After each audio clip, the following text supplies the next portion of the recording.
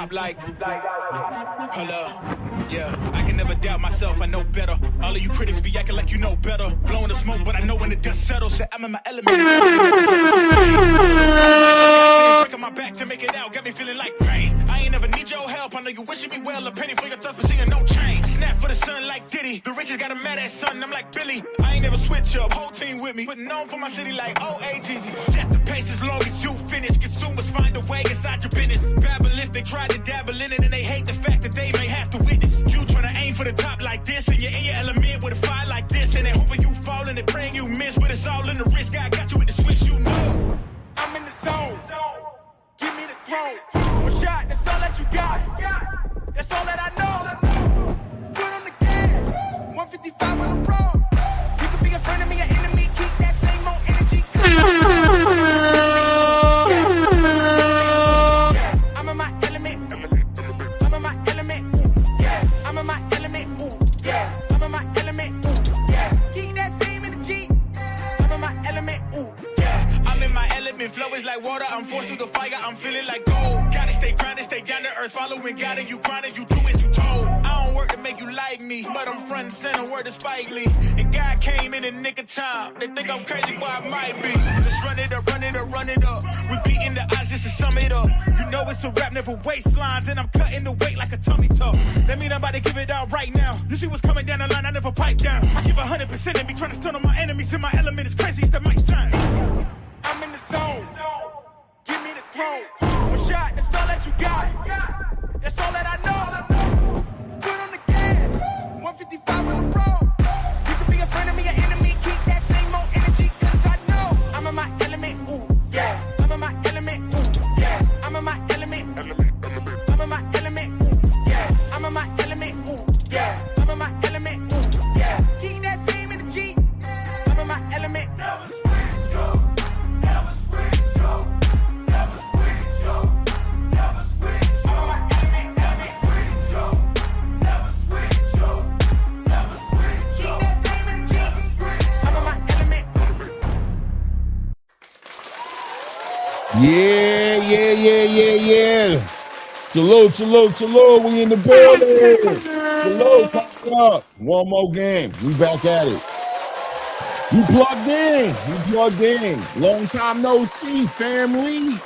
What's going on, my peoples? What's going on? We back at it again. Oh, man, it feels like I've been gone forever, right? Nah, but it's been a little while, right? Since what? Last Thursday. Out and about this weekend, had some things to handle. I made it out to Zuffa 09, right? Made it out to Zuffa 09. What an event, what an experience, an energy. It was good to witness the Zuffa production. And even though I'm hearing, Dana White talked about, that's Dana, right? Just really being critical for himself on the production and wanting to be perfect. So I wouldn't expect any less, right? But the event was really a hit. Was there early from the amateur fights all the way into the prelims, through the main card. We'll talk about that, right? Great event. Obviously, we know the fights that were on the card as well. Shout out to Jalil Hackett. Shout out to my guy, Jalil Hackett, man. What a performance. I did have an opportunity to speak with Coach Bernard Hackett. Didn't meet up with Jalil. It was just a lot going on. But what an event that was. Jalil Hackett arguably stole the show. Shout out to Richardson Hitchins. Shout out to Edgar Berlanga. Shout out to Bubu Andrade. Met Bubu Andrade. That was a good experience, good conversation. Wondering what Bubu was doing there at Zuffa. Interestingly enough, Edgar Berlanga was on the card. I don't know, right? It is what it is, right? It is what it is. A great weekend of boxing as well. I mean, depending on how you wanted to see it, you know me, man. I'm going to make a great weekend out of it no matter what. And of course, I'm always looking past what happens on the weekend to what happens next. So I thought it was a lot of significant things that happened in the weekend. Conversations in the 168-pound division, obviously this weekend with Edgar Berlanga on Sunday, and of course, Hamzah Sheeraz on Saturday. We'll talk about that with Hamzah Sheeraz as well, the performance, what we expect next, things of that nature, as a 168-pound super middleweight division, whatever you're comfortable calling it, is developing. We'll talk about that as well. Josh Kelly was on the card as well. Josh Kelly was also on the card Saturday. We'll talk about that. Now that that's out the way, we'll talk about the fight. How did Josh Kelly look? And of course, what's next, being that the 154-pound division is cooking up and looks like it's cooking up to be a storm now that we have Jerome Boots Ennis, a unified champion in the division. Now that we have the PBC over there with the zone now, the across the street politics seems to be somewhat subdued a little bit, not completely gone. The politics of the sport will always be there, but a lot easier now to make the bigger fights. So we'll talk about what Josh Kelly looked like this weekend, and let's talk about the likeliness of a unification fight and what that may look like, especially now also in combination with Virgil Ortiz Jr. now seemingly being in the conversation now that him and Oscar De La Hoya have figured out their differences, right? We'll talk about that as well. And yes, I think I saw somebody say, Kazu said, Troy Nash, definitely Troy Nash developing as a prospect. We'll talk about the fights on that card, you know what I'm saying, on the Zuffa card as well. What else is going on? Of course, Anthony Joshua, right? Anthony Joshua. We got to talk about that as well. Very interesting second round with Anthony Joshua and Mr. Prenger, right? We'll talk about that fight, how it went. Obviously, on the back end of him and Tyson Fury doing what they needed to do, right? That, I guess, is the next fight we're anticipating. Where's that fight going to land? Will it be in the UK? Will it be here in the US? How interested are we still in that fight after seeing what we've seen from both fighters? It's all about the timing with these fights, man. It's a season for everything, For me, as the kind of boxing fan I am, it's not just about the fight being made. It's about the fight being made at the right time, right? So I don't think we're going to even debate that today as far as whether or not the timing has passed for that fight or not. I'll leave that to everybody to have their own personal feeling towards that. But we'll talk about the fight. We'll talk about what we saw over the weekend with Anthony Joshua on his return from his hiatus after having a very interesting, complicated, unfortunate, tragic past year with the accident that he was in and the unfortunate loss of his two good friends. And we were all watching to see what kind of Anthony Joshua we're going to get back. And I think we got to see it. Now it's up to us to discuss it, talk about it, and see what makes sense for Anthony Joshua next. It looks like it's pretty much damn near signed and sealed. There are some extra variables that we need to take into consideration as far as where the fight is going to be and things of that nature. And what Eddie Hearn said was going to be the moving needle or the moving part in that conversation as to whether or not that fight happens sooner rather than later, right? So we'll talk about that as well.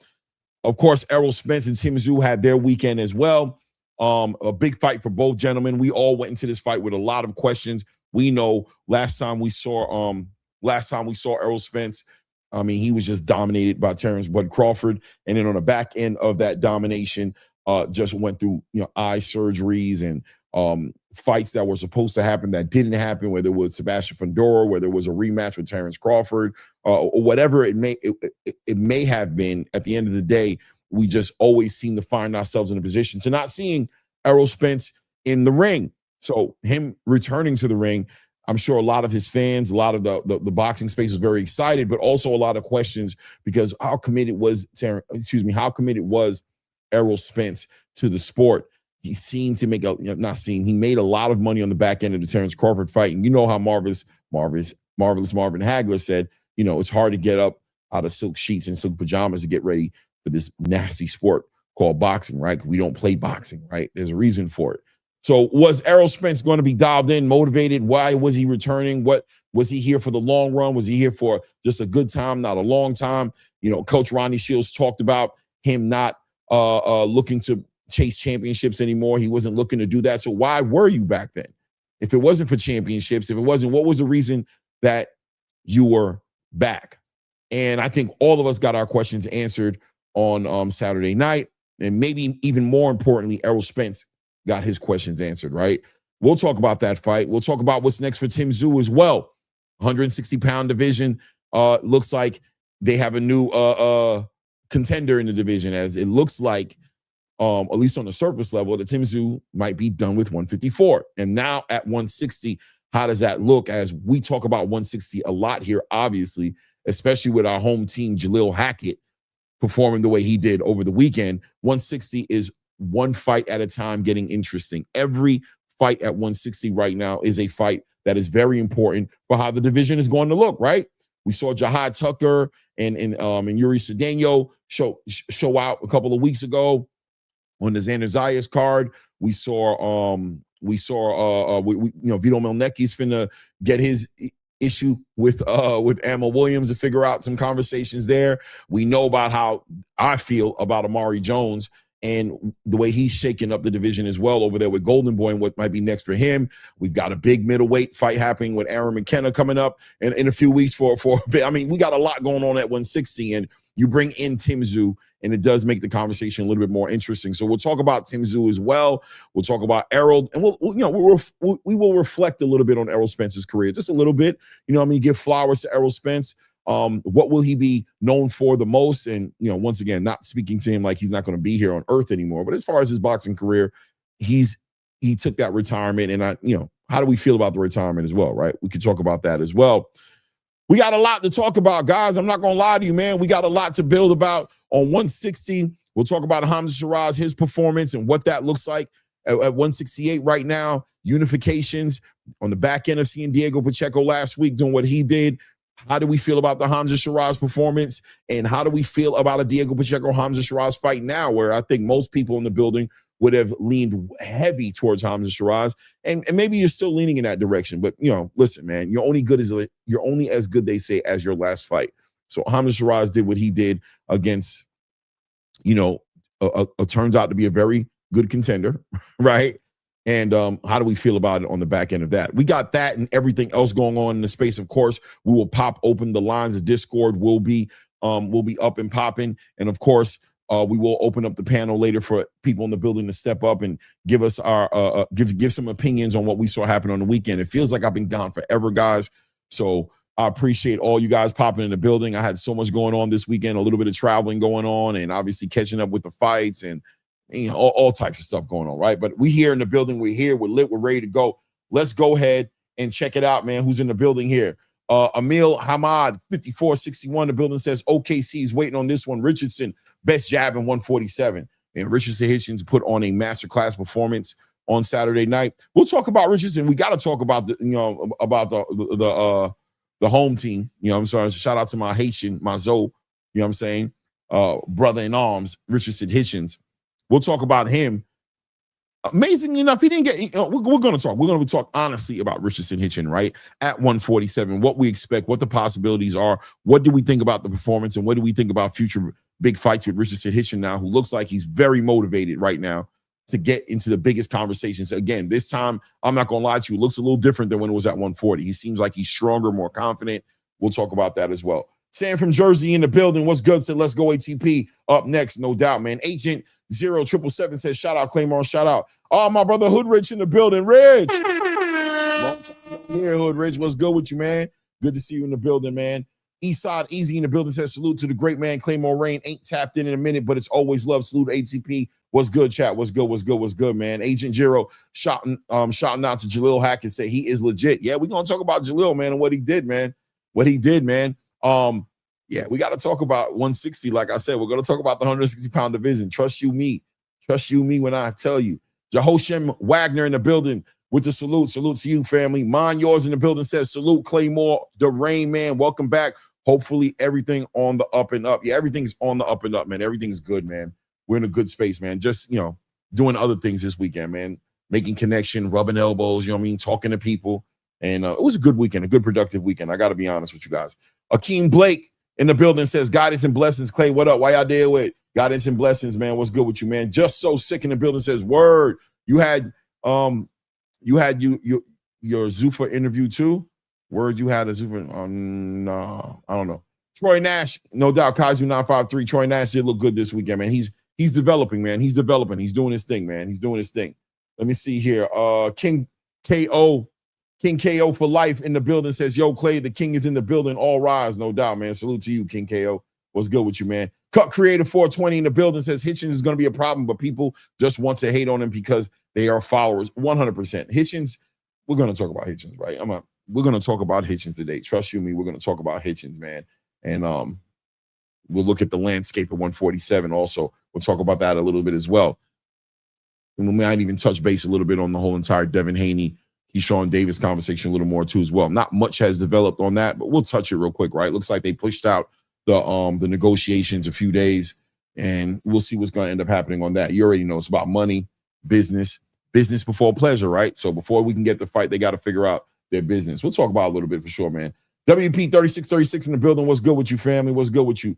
Carlos Bernardo in the building. Sup? What's good with you, man? My guy Donnie 9566. Yo, how was the Zoo event? It looked packed and filled up from the prelims on. Yes, that event was, and we'll talk about that because me and Angelo have talked about it so much about what's really going on with Zuffa Boxing and what they're bringing to the table, which is not about only the big fights. The big fights is great, and obviously they're going to try to get and make all of them. Dana's already made that clear, but also the experience. The experience is something that they really are fine-tuning, and that's the big thing. And people show up early to these events because they understand that outside of the fights happening, there's also the ambiance. There's also what they're doing to make the event what it's going to be. And that's what makes it pack out even in the prelims. And yes, I'm going to tell you the truth. The prelims had a lot of people in the building. You know what I mean? Even the amateur fights had a lot of people in the building. You know what I'm saying? But obviously, by the time we got to the main card with Jalil Hackett, I mean, it was a literal, I'm not going to say it was sold out because I didn't do the research to say it was sold out, but I would not be surprised at all if it was sold out because it was stand up. I mean, everybody was standing up. You know, the fights delivered. You know what I mean? There wasn't as many stoppages as it normally is, but the fights delivered, man. The fights really did deliver. The experience was a great one. Mr. Savvy in the building says he needs to step up in competition. Who needs to step up, Mr. Savvy? Who needs to step up in competition? Let me know. Lance Shepard in the building says, Clay, keep punching, no doubt, man. I appreciate you, man. Okay, Hitchins, damn, you already answered it. Well, yeah, obviously, right? That's what it's all about for Hitchins at this point in his career. It is about the big fights. I think at this point in his career, he does need to be in the ring with the best fights that can be made for him. And I think that's what he's going to get over there at Zuffa Boxing. But 100%, he looks stronger, way more confident. And I like the way he looked in the ring with Ricardo Salas, man. I think Ricardo Salas was outclassed completely, obviously. There's levels to this game. When it comes to that boxing, Richardson Hitchins is at the highest level in this game. So he should be in the biggest conversations, right? Adam Land, one in the building. Salute says, Rayman, what's good? Shout out to Lance Shepard with the $2. Man, thank you, Lance Shepard says, Clay, keep punching, no doubt, man. T. Severe in the building says, extremely proud of what Jalil and his pops were able to accomplish on Sunday. Very strong performance from the young brother. I was into a heavy debate earlier today with my guy, Mill City. We was on the phone for about an hour and a half yelling at each other, right? Because I put a post up saying easy work. I said, Jalil Hackett, easy work. If y'all know, y'all know. Oh, man, he had to call me up. Clay, what are you talking about? Easy work. What are you talking about, man? That was a hard fight for Jalil. He got hit way too much. There was way too much going on here, way too much going on there. Oh, man, shout out to my brother Mill, bro. We got into it, bro. Like, I think I had to apologize to Mill, like 40 minutes of the conversation because I got a little out my body. We were both getting out of our body, bro. But that's how our conversations go. You know what I mean? But very intense. Listen, man, people saying the same thing about Jerron Boots Ennis to a certain degree, right? Even us here on this platform have criticized Jerron Boots Ennis to a certain degree about that third round and how, you know, this is showing up for him against David Avenesian. It showed up for him against Karen the second time. You know what I mean? It showed up with him against Xander, right? And you want him to be better because you know he can be better. And that's what Mill was basically saying, right? That this guy is better than that.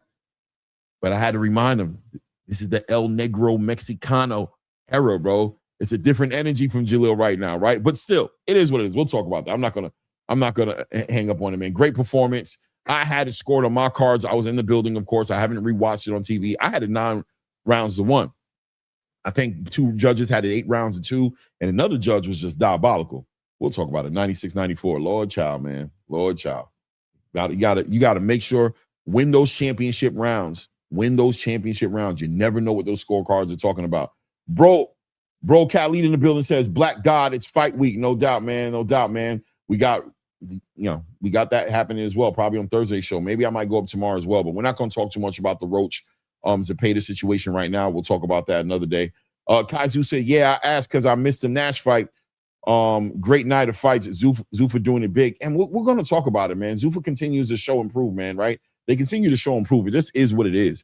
If you like it, you like it. If you hate it, you hate it. I don't know what to say, right? But, I was in the building. I know what I saw. I know By the way, New York loves Edgar Berlanga, bro. New York loves Edgar Berlanga, bro. Yeah. And they fucking with Richardson Hitchins too, right? I'm telling you they are. But even though that kind of got weird during its fight a little bit, but they support. But Edgar Berlanga, oh yeah, New York is fucking with Edgar Berlanga, bro. Buzzness in the building says best boxing show on YouTube. I appreciate you, brother. Thank you, man. Mr. Savvy said Hitchins versus Hammerhands. I love it. Bring it on. Shout out to Dimitri Popov. I met Dimitri. We talked. Great dude, man. Dimitri, my guy, bro. We're gonna be doing some things, man. We're gonna be moving around and working. He's in the corner of this show, man. He's in my corner. He's in the corner of Angelo. He's in the corner of this show. And that's a good feeling, you know what I'm saying? Because he's a hard worker, and I feel like anyway. That being said, David Delgado, 7916, the building says Hitchins and his team should try to get the winner out of Tio versus Rolly. And then, if he's successful, go and get Paro's title for a unification bout. Possibilities are definitely there. Hitchins spoke a little bit about Liam Paro, right? It is what it is, man. Mark189 says, Clay, YouTube is tripping, man. I didn't get a notification. Zulfikar was fired. Shout out Jalil Hackett and Hitchins. No doubt, man. No doubt, man. I don't know. You know how that's. I'm consistent 2:45 to 3 o'clock inside that window, Tuesdays and Thursdays. Friday, probably about like between 5 and 7. I'm trying to come up with a permanent time for Friday because I like to go in on Friday, especially when there's a big fight on Saturday. But I'm definitely Tuesdays and Thursdays, 2:45. We're going to be right here, man. Donnie956 in the building says Edgar Berlanga versus Caleb Plant needs to happen. Edgar Berlanga has a lot of options, man. Obviously, cooperation is a big part of the conversation, but it is what it is, right? I think there's some big fights that could be made with Edgar Berlanga. We'll talk about what we saw in the ring with him. KO said that first Zuffa fight on the prelim was the best fight of the night. Very entertaining. Zuffa is not playing with these prospects. No, not at all. Which one? Are you talking about the Francis fight? Is that the fight? I think you're talking about that fight. Yeah, that was a great fight, man. I thought Francis should have won that fight, not based on his performance, based on what he could have done. I felt like he lost the fight, but I thought he could have done way better. Mark189 says, what's your experience like at the Zuffa event the entire weekend? Oh, just awesome, bro. They're literally on another level when it comes to that experience. And that's the big thing they bring to the table. The paydays is one part of the conversation. Obviously, the paydays for these fighters is part of it as well. But you can't help but acknowledge the elephant in the room with them, which is that it's another level of production. It's another level of experience throughout the weekend. It's different. And it is what it is. And when you think about that, they're 6 or 7 months into what they're doing. God, bro, you can only imagine a year to 2 years from now what it's going to be. It's going to be something they're going to potentially, and I'm just trying to be fair and say respectfully, right? Because I don't want to start guaranteeing things, but there's a good potential that they are going to completely terraform the standard. They're going to change the whole standard, and you're either going to step your game up and make it happen, or you're going to look amateur to them. You're going to look like a candle to the sunlight. You may have the fighters. Shout out to what's going on with the Zone, and I'm a big supporter of the Zone and what they're doing. I'm a huge supporter of what they're doing. I'm excited every time I talk about them, but that's part of the game that they're going to have to compete in. It's not just about having all the fighters and putting on the biggest fights. That's a part of the conversation for sure. But it's also about the production. It's about the experience. It's about the fans' experience. It's about what I saw happen in that building. People were loving what was happening in that building, man. You know what I mean? I can only imagine what's going to happen in the coming years. It is what it is. Let me see here. I am 444 in the building. Salute says, yes, sir. Happy you're on Real Boxing Talk. No doubt, man. I appreciate you. Clay Gunner says, Clay, how was that Wild and KO in person? I got it on camera, right? On my phone. The stretcher. I saw it coming. We're going to talk about it. I'm not going to get into it because I got Angelo in the background, and we got to talk about all that together. I don't want to get too deep into it. I want to, Otto, man. What were you thinking, brother? Anyway, Alan Land 1 said, it's only a matter of time, Clay. Real recognize real. Dimitri can see it, bro. Yeah, man. He really supports him, and he supports us, man. He does, man. He sees a lot of potential. He's just like you guys. Very important. The community is very supportive. We're growing slowly, but we're growing solid. Very solid foundation, comparing, not superficial, not casual. People understand what we're doing here. Shout out to all the people I met at the event. A lot of people would just shout me out, took some pictures with people who just recognized me. That was just a great feeling. I was awkward, it was weird, but a great feeling, man. Shout out to everybody. You guys know who you are, bro. Shout out to you guys, man. People were seeing me in the building like, Clay, Oh, let me get. Oh, I couldn't believe it, bro. That was crazy. That was a different experience for me personally. Let me see here. Anybody? SOB TV salute. Flexing, stepping in the building. What's good with you, man? Shout out to the Boxing Voice too. A lot of people from the Boxing Voice showing me love in the building. A lot of people who don't necessarily come over here. If they're here, they're in the background. They don't say nothing, but they was just like, "Yo, we see you." I was like, shout out to the Boxing Voice, man. That platform is everywhere, man. Let me see here. I think we're about there. Twan, shout out Twan, the man in the building, man. Let's get to it, man. Before we get it moving, man. Guys, get your popcorn, go to the bathroom, do what you gotta do, sit in your seat. We got a lot of boxing to talk about. It's gonna be a good one today, man. But before we move forward any steps forward, let me bring up my guy, Angelo.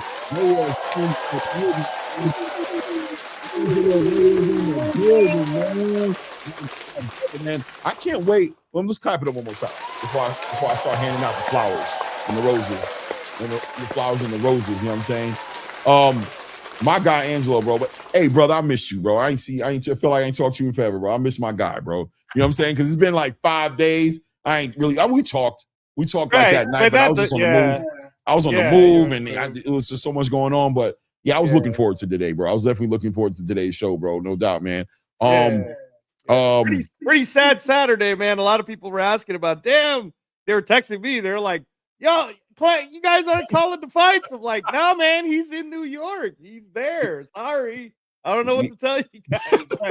But Clay was calling it. The people that was sitting around him was getting play-by-play. Listen, it could have went left for me. I ain't gonna lie, because when I get, it's like I get OTM, I get one track mind, and when I start getting in my zone, I become very inconsiderate. Right, right. I become very inconsiderate, and people were definitely looking at me like, and I think a lot of people also saw me in person were like, "That's funny." Oh man, hey man, nice to meet you, bro. Nah, you good, you good. People are like, "You good, man?" Oh man. You know what I mean? So I had to sit down. I think once or twice security came like, "Hey, bro, you know what I mean? Right. People can't see behind you." Right. Like, oh shit. Because I'm standing up, I'm calling the fight, I'm screaming out Jalil, I'm calling out shit. I was killing the Sergey fans, man. Shout out to the Sergey Derevchenko fans. I love you guys, man. Dope, man. Yeah, I love you guys, man. Nothing personal, okay? Nothing personal. Let's just, if you know, you know. Shout out to the Sergey Derevchenko fans that were in the building. Nothing personal, bro. I got a lot of respect for Sergey, bro. You know what I mean? But you guys know y'all was on y'all shit too, bro. Early. Before the fight got started, y'all would talk with the flags, and look, that's what's up. Yeah, that's what we want. Actually, we want more engagement. Yeah, 100%. But I just felt like, so come on, man, fair play, right? Yeah, fair play, right, Angela? Hey man, you don't gotta ask me, man. I was sitting on a heavy Canelo crowd during that Terrence Crawford fight. And they were pretty quiet, and they were all pretty much leaving by round 8. So at least the Ukrainians didn't leave. They left. They left. Oh, they left too. They left. You know what I mean? They left. I'm like, I'm gonna stop now. The fight's over. Come on, bro. It ain't that bad, but what I mean, there was about a good 12 of them in front of me, man, singing all types of Ukrainian songs, and you know what I mean. And I was just up in there like, where the music? Where the songs at? You know what I mean? I was like, what happened to the songs, man? I was learning the songs. I was listening to the songs and learning your culture, and I feel disrespected that now you don't want to sing no more. Anyway, it is what it is. Shout out to I was definitely like, we're looking for the songs, Angela. I ain't gonna lie to you. I didn't hear the songs no more. And it was like, what happened to the songs, man? They sounded so powerful. Such a, shout out to Ukraine, man, fighting a good fight, man. Once again, respect to the Ukrainians in the building, but it definitely got a little more quiet.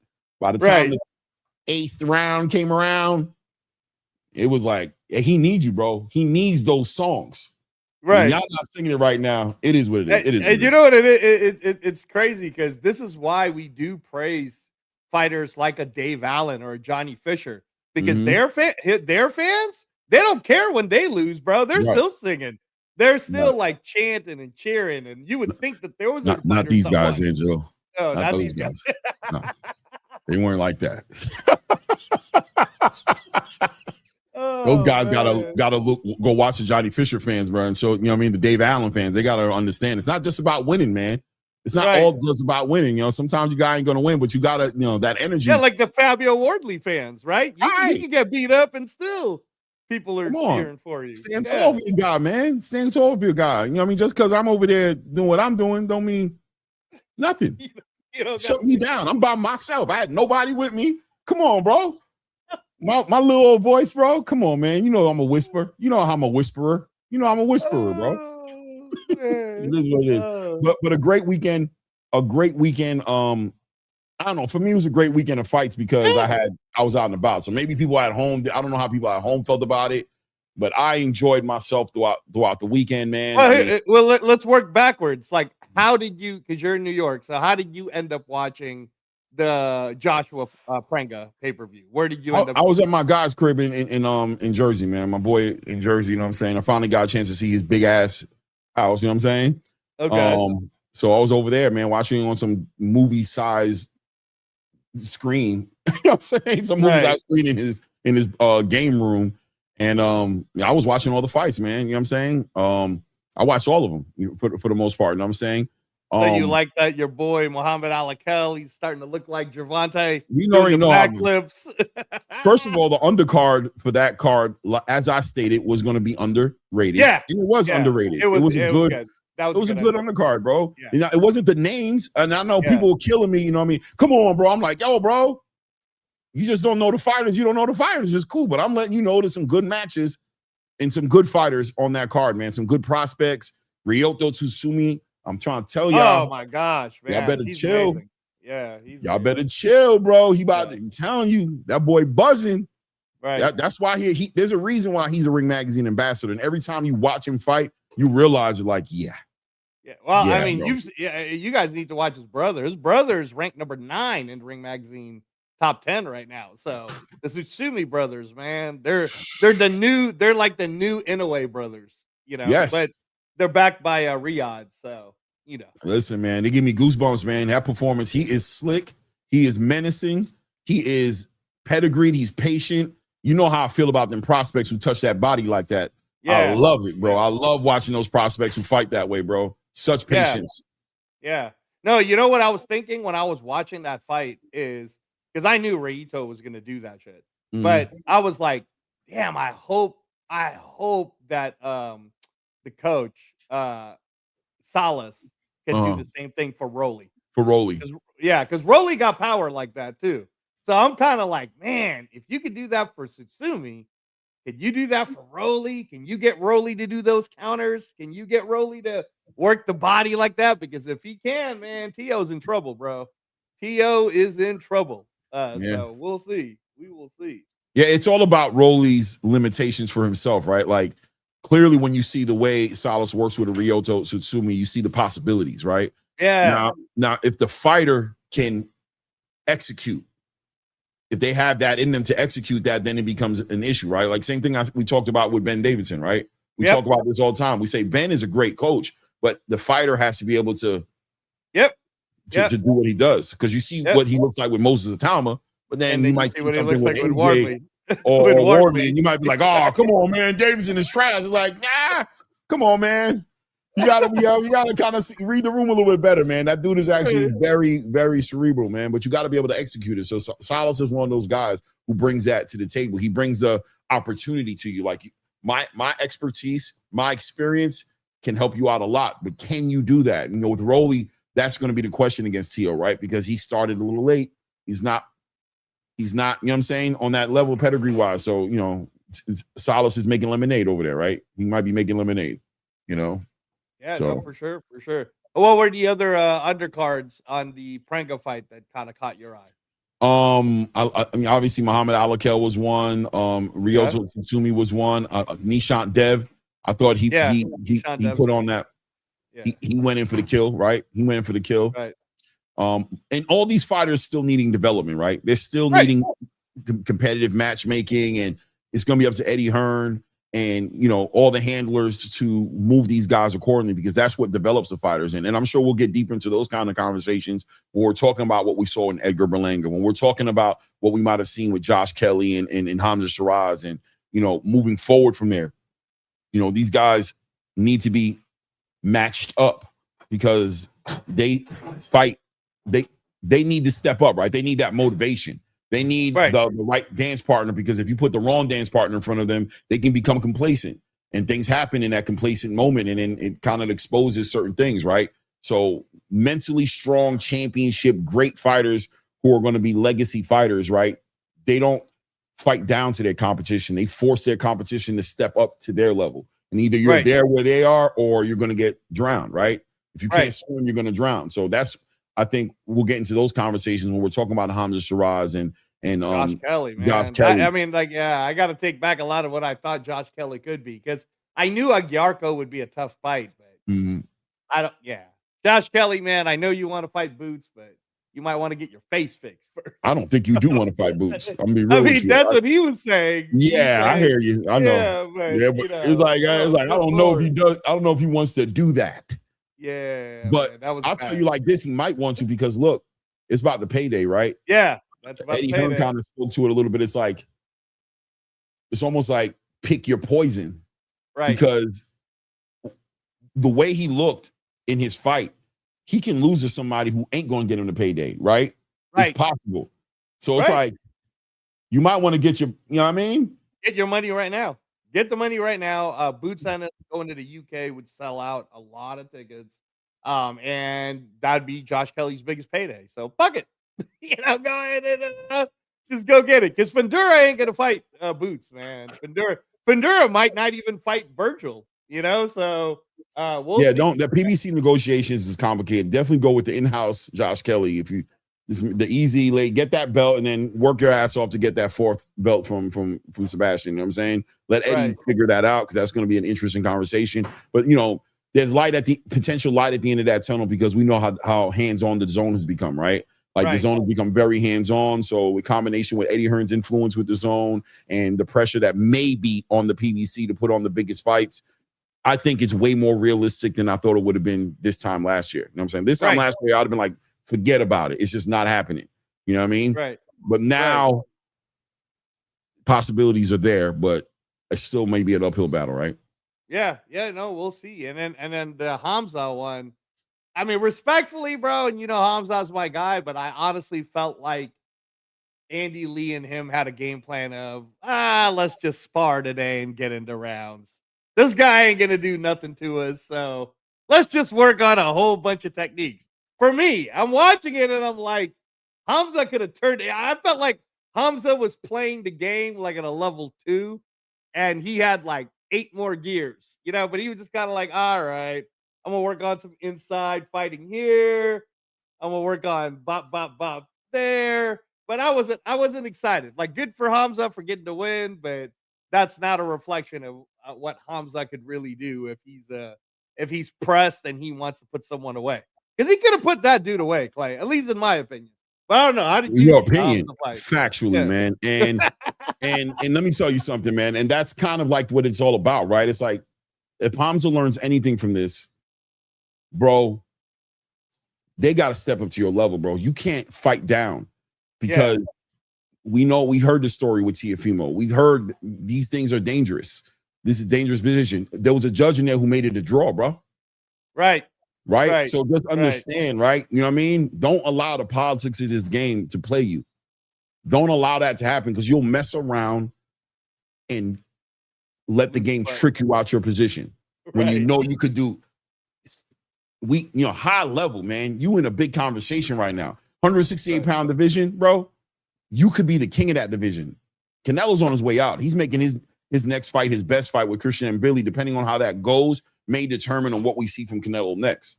You know what I mean? We're expecting him to win that fight, but if he doesn't win that fight, you know, I'm sure conversations are going to start being had about what he might or might not do next. You're in position right now in a division that's wide open. Shout out to Terrence Crawford. Don't forget to thank him when you see him for shaking that shit up, taking those belts and then vacating and scattering the belts like Dragon Ball Z, like the Dragon Ball Z balls. You know what I'm saying? And opening the division up Don't do that, bro. Right. Don't get into a fight Yeah. with a guy like that and play around with your food, bro. That Right. shit will fuck around, give you indigestion, bro. Well, I mean, what do you think about how they already have Jacob Bank being his next fight? I mean, Jacob Bank knocked out William Skull. He looked all right. My thing is when it comes to Hamzah Sheeraz is every fight is getting you ready for your biggest fight. Right. Because you're in a division, you're a champion now. So Right. you should be getting better. You should be developing, sharpening the tools. Don't become complacent. Don't put him in protection mode. You know what I'm saying? Frank Warren. Frank Warren. Sorry. I'm sorry. Protective custody. You know what I'm saying? Right. He still needs to develop. You know what I mean? He's only had 2 fights at 168? 3 fights? That was his third fight, right? 3 fights, yeah. Right. Fights. So he had his fight with Edgar Berlanga. Shout out to him in the performance he had with Edgar Berlanga. Then you went into, that was Diego Pacheco's fault. We know Diego. Yeah, we can't mess with you about Bechik, but yeah. Sure. We understand. You did what you had to do at that point. But now this fight right here was another opportunity for you to really show up and show out. And you looked vanilla in this one, man. Vanilla in this one, man. It is what it is. Right. And then now you want to go to Jacob Bank. It's like, okay. I'm watching. I'm going to call it. I'm a fan, man. I like to watch you fight, man. Do your thing, man. But I'll tell you this, though. I don't care what you say. Diego Pacheco is a good fight for Hamzah Sheeraz, bro. Yeah. Diego Pacheco, I mean, the way Diego looked on his last fight against someone like Aleem, you could certainly sell it. I would prefer that fight for the 5v5 or 7v7 that Frank Warren and Eddie's trying to do next, right? That's the perfect headliner or co-main or something. Hamzah Sheeraz versus Diego Pacheco. But I'm telling you, man, Diego, looking that good against Aleem does not prove to me that you're ready for you need a couple more of those. Get used to your new trainer. Because you ain't gonna be able to do that against my guy. I'm sorry, Diego. You ain't gonna be able to do that. If you sleep, man, let me tell you, it's kind of like the Sebastian Fundora thing for me a little bit. And I know you rate Sebastian Fundora like that. But one thing about Sebastian Fundora was I always said, man, if he starts using his reach, using his height, using that range, he's going to become a way more difficult fight. He's going to become a cheat code. And there's an argument there to say that he's presenting himself as one. It's very, after he did what he did with Keith Thurman, it's like, damn, bro, you saw how Rolly Romero reacted to it. Like, yo, I don't give a fuck, bro. That dude's a cheat code, bro. He should not be. That's him just giving his feelings as a fighter. Like, I don't want to get in the ring with something like that. That is unfair unless you really are skilled enough to step your game up. And Diego Pacheco and Hamzah Sheeraz, both in that same conversation of fighters who bring those physical attributes followed up with skills. They both have power. They both can stop you. They both have that dog in them. It's almost a cheat code. Diego possesses those physical attributes. And what you're seeing Buddy McGirt make sure he does is take advantage of those physical attributes. And I think that makes him a super game opponent. And for them to have one fight together, what are they going to look like 2, 3, 4 fights into the conversation? And there's almost a conversation that is there to say, Eddie, do you think it's time to take on Diego now? Do you get him now, or do you continue to let him get better and develop and build that chemistry with Buddy McGirt? He's just going to get better, bro, because he's such a young dude. As much as we got to remember, what is he, 25, 24? What is he? Yeah, it's 25. Diego is 25. He's a young dude, man. So he's going to continue to get better and better and better. You know what I mean? Well, I mean, would it be smarter? Because it's looking more and more that Carlos Adames will not get a chance against Osleys Iglesias. So is it better, in your opinion, to think that Diego could go get the IBF right now? Go get that belt. Is he good enough to beat Osleys Iglesias? We called that last Osleys Iglesias fight. So is Diego good enough to beat him? I think he's good enough to do that. But one thing I acknowledged is Diego has time. Okay. And that if you're Buddy McGirt, it's all about, do you rather use the time to get better, or do you want to just jump right into it? If the opportunity presents itself, you've already turned away Christian Mbili. You've already turned away Hamzah Sheeraz. You don't want to keep doing that, right? So go take your opportunity. But at the same time, is there any pressure? Are you having a hard time making the weight? Do you see yourself going to 175 sooner rather than later? All those kind of conversations, right? So yeah, I think he could beat Jose Iglesias, but for sure, I think Jose Iglesias could beat him. So right now, then the one that they were asking for is Jaime Munguia. So October, Jaime Munguia versus Diego Pacheco on the same card as the Canelo. I mean, what do Mhm. you think? You think he could beat up Jaime Munguia now? He can beat anybody, bro, but he definitely can be beat. That's the reality. He really can be beat. And when I say that, I don't say that tongue in cheek, like, because anybody can be beat, right? I'm not saying it that way. I'm saying he can be beat. Like, he's not that yet.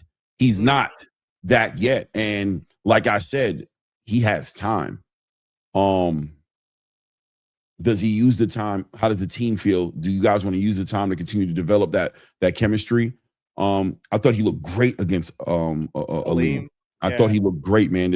I can't take nothing away from that performance. That was a great performance. Yeah. No. I agree with There's you on that levels. because Aleem gave Lester Martinez a good time. So all credit to Diego.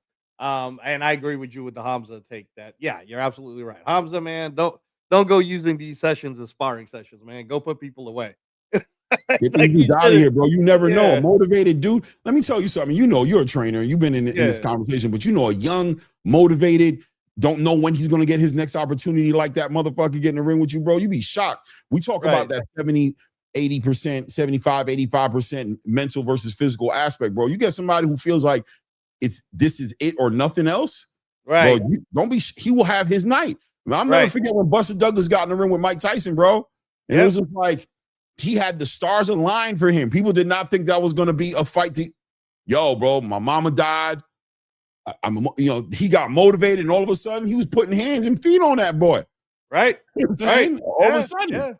Yeah, no, you never know. You never know. And speaking of never knowing, man, it was so funny, bro. I'm watching Joshua versus Pranga. My wife looks at me, she goes, "Damn, it's like plus 10,000. You don't even want to put like $1. Can we put $1 in Pranga or something just in case, right?"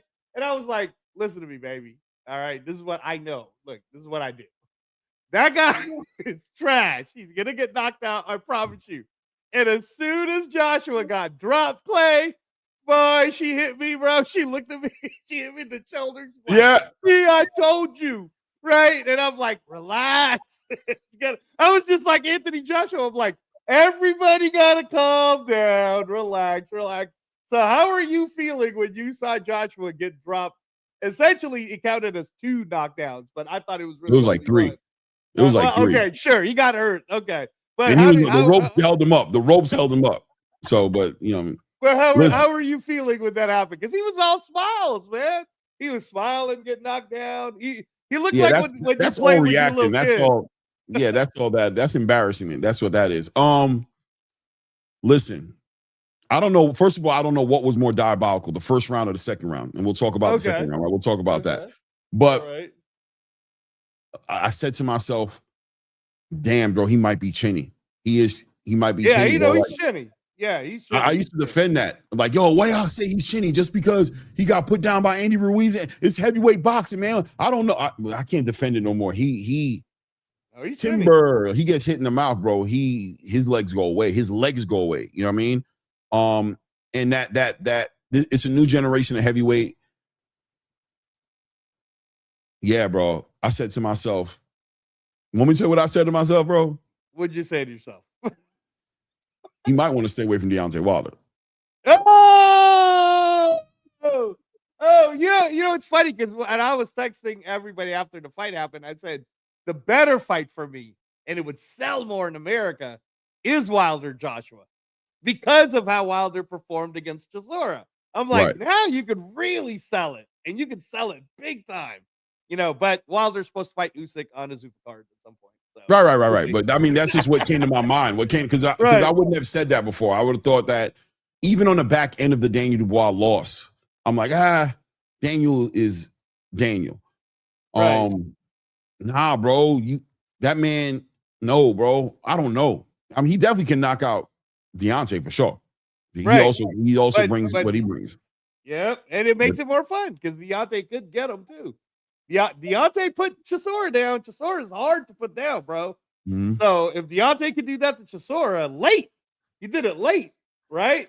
Why wouldn't Deontay be able to do it early on Joshua?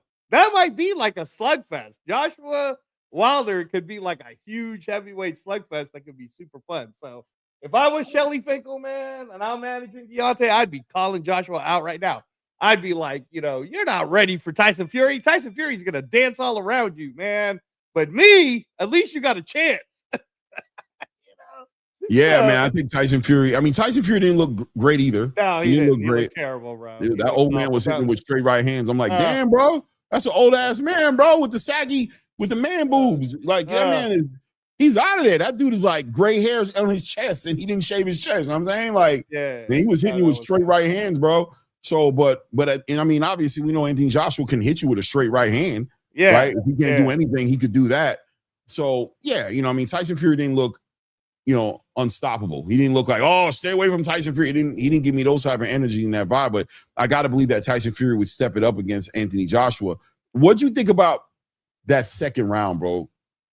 And I don't want to put my aluminum foil hat on, but I know a lot of people are saying that.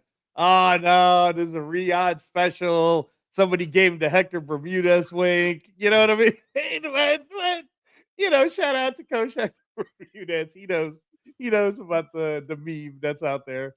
But no, man, I don't think it was like that. I think that what Pranka did was stupid. I mean, I always thought Pranka wasn't that skilled anyways. So when he caught Joshua, that was his chance. And his best course of action in the second round would have been to just try to go after Joshua again. But instead, he decided to kind of box. And that's the problem is if you box with Joshua, he's going to get you. You got to, unless you're a really good boxer like Usyk, if you try to box against Joshua, look what happened. I'm not talking about the chinniness, but look back into just what Joshua really brings to the table in terms of, he does set his feet. He twists, uses his hips when he's throwing those power shots. And even when he jabs, it does hurt. Like when he jabs people, it hurts them, right? So when he beat Joseph Parker was trying to box him. That's a bad game plan. Like the better game plan is what Daniel Dubois did, which is screw you, I'm going after you. And then it turns into a fight, right? And that's how Pranka caught him the first time. So honestly, man, I think that Pranka just, he messed up. Just a bad corner. Yeah. I mean, it just looked like all of a sudden in the second round, his hands was in his pockets. But it was like, what happened to that pressure? What happened to that energy you had in the first round? So it is what it is, man. My end call on it is I'm not that interested in seeing AJ and Fury no more as I was before. I wasn't really that interested in the beginning because I feel like the fight kind of passed its time anyway.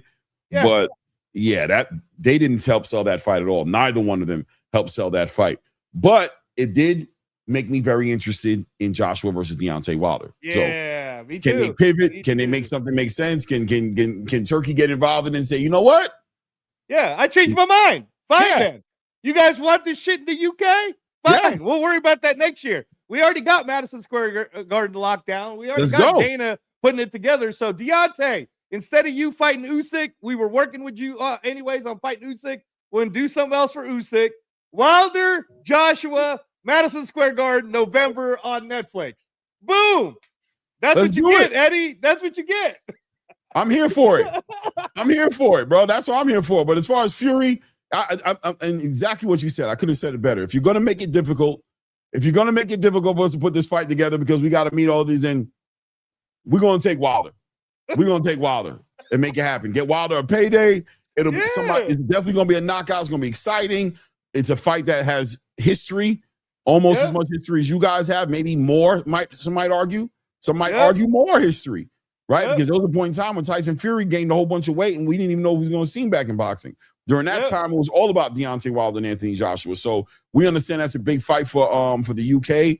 But if it can't be understood, if we can't meet in the middle, I'm here for Deontay Wilder, Anthony Joshua. Let's have it. Hey, listen, man. All I'm trying to tell you, Eddie, is you might want to calm the fuck down with all of these demands you're giving and the contract signed. Because you know who was sitting in New York along with Claymore is Amir Abdullah, who is the head of Misfits Boxing. You know who's been promoting Deontay Wilder's last two fights? Is Misfits Boxing. So how easy do you think it's going to be for Wilder, Joshua, Wilder versus Joshua to happen in New York? If Turkey just says, look, man, you guys keep messing around. We can still do Joshua versus Fury, but we'll just do Wilder first. Anthony Joshua's not going to say no to that. Do you see a world that Anthony Joshua says no to a Madison Square Garden fight against Deontay Wilder, Clay, in November?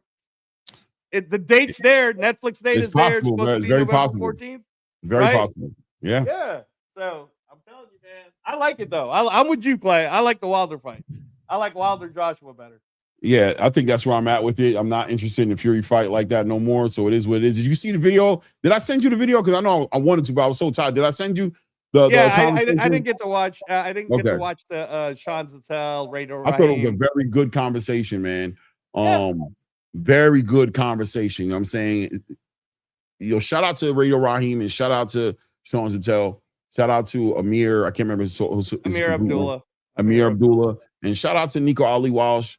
Very good conversation about everything. And right. I think you'll enjoy the conversation. I think you'll enjoy it. Yeah. No. I mean, he spoke, like I thought it was really cool that it was on the Paramount telecast. I'm forgetting when they showed it, but then Nico Ali Walsh shows up and he's getting interviewed on Paramount Plus. And I'm like, all right, that must mean they're working together because they don't just give these airtimes to, to people for no reason. So it sounds to me like Nico Ali Walsh and Amir Abdullah, which is Misfits Boxing, is probably going to have some sort of relationship with Zuffa, which means that there's going to be more fights being made between Misfits people and Zuffa people. Because Dana said it on the post-fight conference. I don't know if you got to see it. No, I didn't get nothing yet. Every time he gets asked that question, he's like, we're willing to work with anyone. We, Zuffa Boxing, does not have a problem with working with anybody. Judge us at the end of January 1st, 2027. And everything, Dana said everything's moved. I'm 2 years ahead of what I thought I'd be doing at this point. So no, man, he's not the problem, dude. I'm telling you, it's all these other motherfuckers that keep getting in the way, just like think Ryan Garcia talked about. I still stand on Dana. When he first came into the game, he postured heavy. Okay.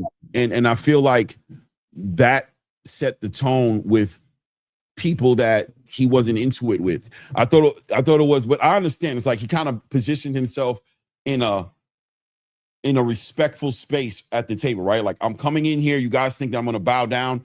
I'm not here to bow down to nobody. I'm here to do the best business and make the biggest fights. So he kind of set the table off, and he kind of did the whole, I'm taking everything off the table, and I will gradually put things back on the table as we get understandings about how we're going to talk to each other, how we're going to do business, how we're going to roll, and these things will start to come back on the table. We'll start talking about this. We'll talk about, but in the beginning, it's like, I don't know you, you don't know me. They put me in charge. So before we get anything else going, I'm taking everything off the table. Right. And you're going to earn every one of these things one conversation at a time. Okay. Right. All right. We can agree on that. That's back on the table. Okay. Right. That thing, talk to me. Talk to me nice, but talk to me respectfully. I'm going to talk to you the same way. But we're not playing this game of you're in my yard, boy, and you better learn the rules. No, that's not what this is. That's not what this is. Right. And right. So as time goes on, I expect things, as I did, to develop. I think he's one thing about Dana that I always respect about him is his ability to pivot, his ability to see, move. You know what I mean? He has great head movement, and he's going to adjust, and he's going to, at the end of 12 rounds, make sure his hand gets raised, man. You know what I mean? The game plan is a game plan, but what makes the great fighters is the fighters who know how to adjust to things that are happening in the ring. And Dana shows the ability to do that. He's not stuck to one thing in particular without, he's about to win, Right. No, and I mean, again, for the, I guess, the sanction, I can't even call it the sanctioning body space anymore because Dana is willing to work with the sanctioning bodies. So I'll just call it what you've been saying, the traditional space. Mm-hmm. In the traditional space, man, you guys keep messing around and still charging people $80 for that Errol Spence card. You're losing everyone because I was in a Fertitta casino watching it in a movie screen. Like they had 3 movie screen type things for Zuffa, and the people that were around me clearly saw I was invested in it, and they're casuals. So they were like, they're talking to me, Clay, and they're like, man, back in the day, I used to love boxing. because it was free and the best were fighting the best and all the fights were competitive. And I looked at all of them. This is before the event started. And I was like, yeah, I need you to watch this event. And then you guys can talk to me after and tell me how you feel about it. Man, that whole crowd was was so pumped up, dude. The first fight got him pumped. That Francis versus Andre Sosa fight, they were like, oh, I didn't know boxing was like this. 100%. And I'm like, and you know what's best about it? This isn't even pay-per-view, man. You can watch this on your phone. And I'm going to add to that, Angelo, and tell you this, right? Because I was obviously in there by myself, right? So I was really in there feeling the vibe of the room. Like, let's say it had been me and you that went to the fight. We'd have been so much in our own world talking and having a good time that we might miss the vibe of whatever. But I was just literally by myself. Right. So I'm having conversations with people who are like, yo, bro, I ain't gonna lie, man. I'm hearing the conversations. Damn, bro, I ain't gonna lie, bro. This is kind of fucking crazy, bro. This is some good shit. Then I had somebody who talked to me who was like, yo, I didn't know how I was gonna feel about Zuffa, but he said, bro, what he noticed, and I noticed too, a lot of WWE and UFC fans was in the building, bro. Yeah. A lot of those guys, a lot of people that building wasn't packed with everybody who showed up to the Xander Zayas fight. Exactly. So, and then he said that to me. He's like, yeah, damn, bro, everybody here, like when they pulled up Islam on the big screen. Makhachev, The place went crazy, bro. Yeah, they were like, yeah. The guy in front of me was like, who the hell is that guy? I'm like, oh, that's Islam. You don't know who he is? He's like, nah, bro, I'm watching UFC, bro.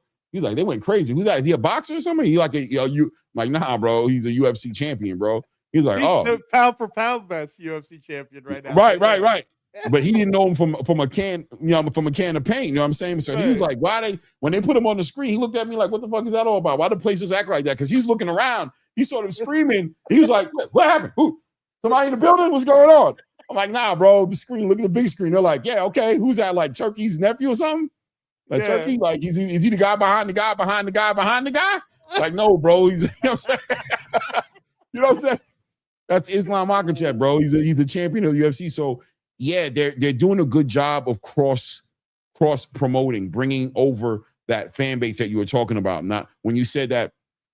Shout out to Chris Legg, my guy Chris Legg. He hit me on the Instagram. We were talking a little bit, and he said, "Man, I ain't gonna lie, Zuffa's not popping up on my feed, so I don't know how the marketing is going, the promoting is going on for that." And I thought back to what you said, like that they're not promoting and they're not marketing to you. Yeah, not you. But don't get it twisted. The building was packed. Yep. Lit. Yep. Lit. Yep. You know what I'm saying? So, keep that in the back of your mind as you guys are trying to figure out how to gauge as to whether or not this is working or not. Because I think people are really gauging that whole situation on the back end of their metric system of what, you know what I'm saying? Of what they think promotion is. And you're not getting promoted to don't think there's not promotion happening, though. The world is a big place. Billions of people on the planet, bro. They're just not advertising to you. Yeah, no, even like Agent Zero said, Zuffa brought me to boxing as a UFC fan. He's a UFC fan, bro. And that's that's my whole point is they had Liv Morgan there. Liv Morgan is like royalty for WWE. They went crazy for her. Yeah, I saw kids walking up to her going, "Excuse me, Miss Liv," and she's like, "No problem," right? Like I'm telling you, man, you guys who are hating on us about Zuffa, and me and Clay were just calling boxing as boxing is. We just love the sport of boxing, man. Hey, White Mike Beats. You can't tell me what I'm telling you. Sorry. Were you there, White Mike Beats? Yeah, I don't know what to tell you. Keep in mind, I told you guys that I don't know how much the arena holds, and I don't know if it was literally every seat filled, right? I don't know. But I can pull up video. Yeah.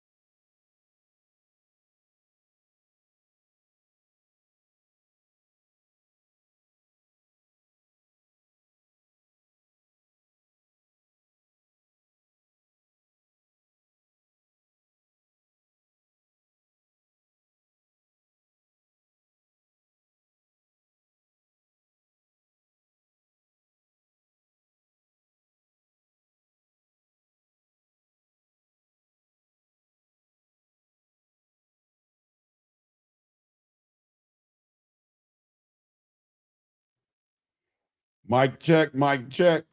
We back. Are we back? Y'all hear me?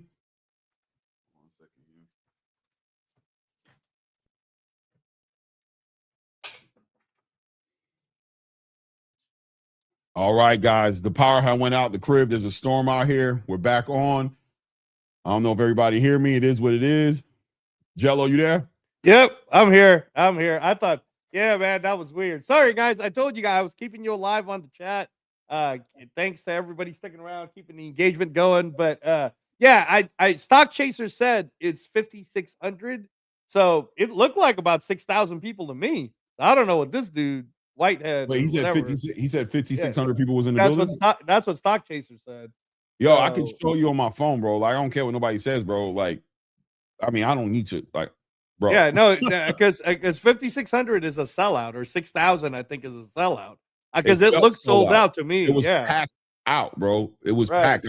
Listen, shout out to my guy here for boxing. I met with him there.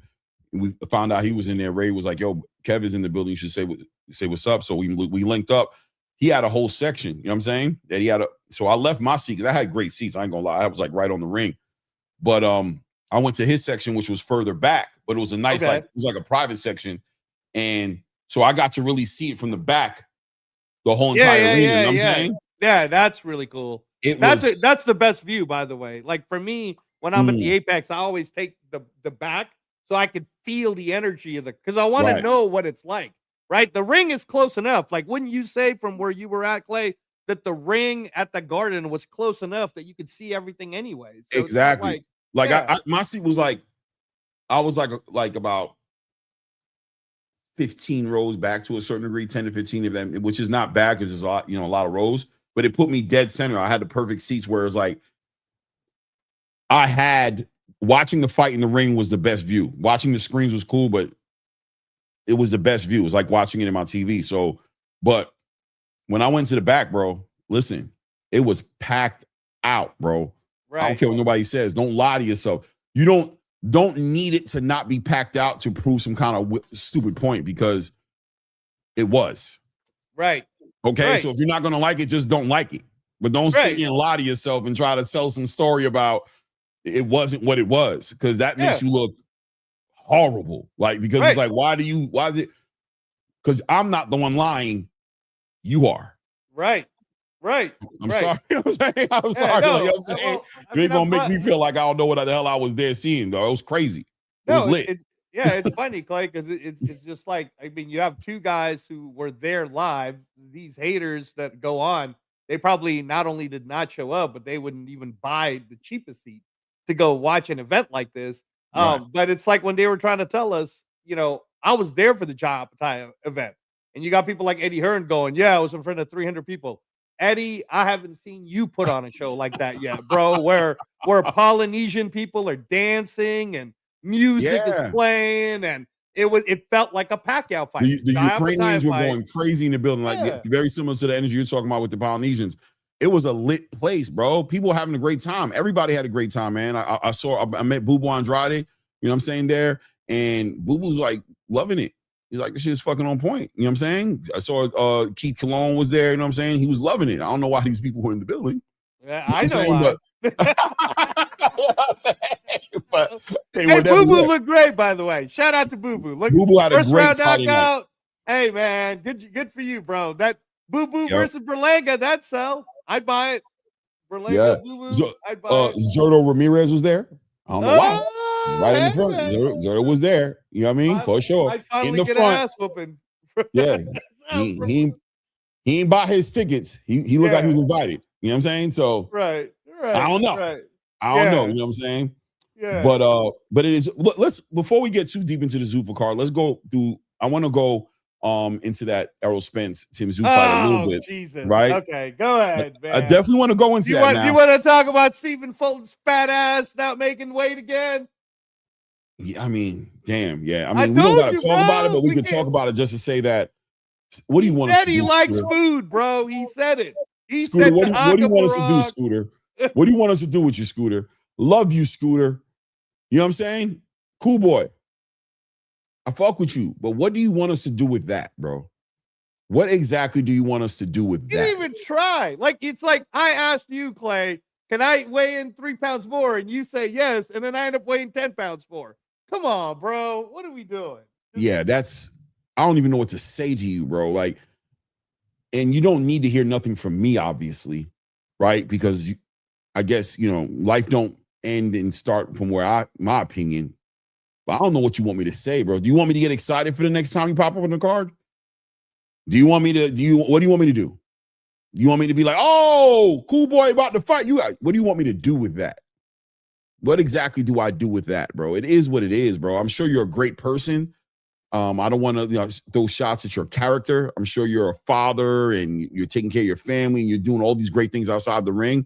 But when it comes to this boxing shit, bro, making weight is the whole thing. And if you're going to play these games, 7+ pounds off weight.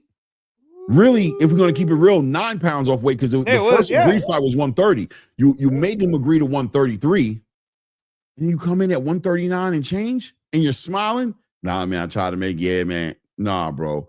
You don't blow weight by 7+ pounds, bro, and expect us to look at you and be like, oh, things happen. No. Yeah, cheesesteaks happen. Lack of commitment happens. You're not taking the sport serious happens. Yep. You know what I mean? And you got to think about the PBC just on the back end of Jamal Charlo not being able to get his visa straight to get over there. On the back end of Errol Spence making the fight 160 from 158. And it's like, oh man, what a bad ambassador that whole entire American boxing did in Australia, right? Like a horrible ambassadorship like that. Does that represent us? Horrible. Yeah. Yeah, no, I mean, no, I was done with him when he didn't weigh in the first time when he fought Chalky Foster. I was trying to tell you that ain't it. But now, bro, he should just retire, man. Just retire. Or you know what? I got an idea for him. Steven, bro, just sign the Zuffa, man. Just sign the Zuffa. Hell no. UFC PI will get you nice and trimmed. Probably get you back down to 126. I don't think Dana's interested in that. I don't think people. No, of course not. No, just the lack of discipline, man.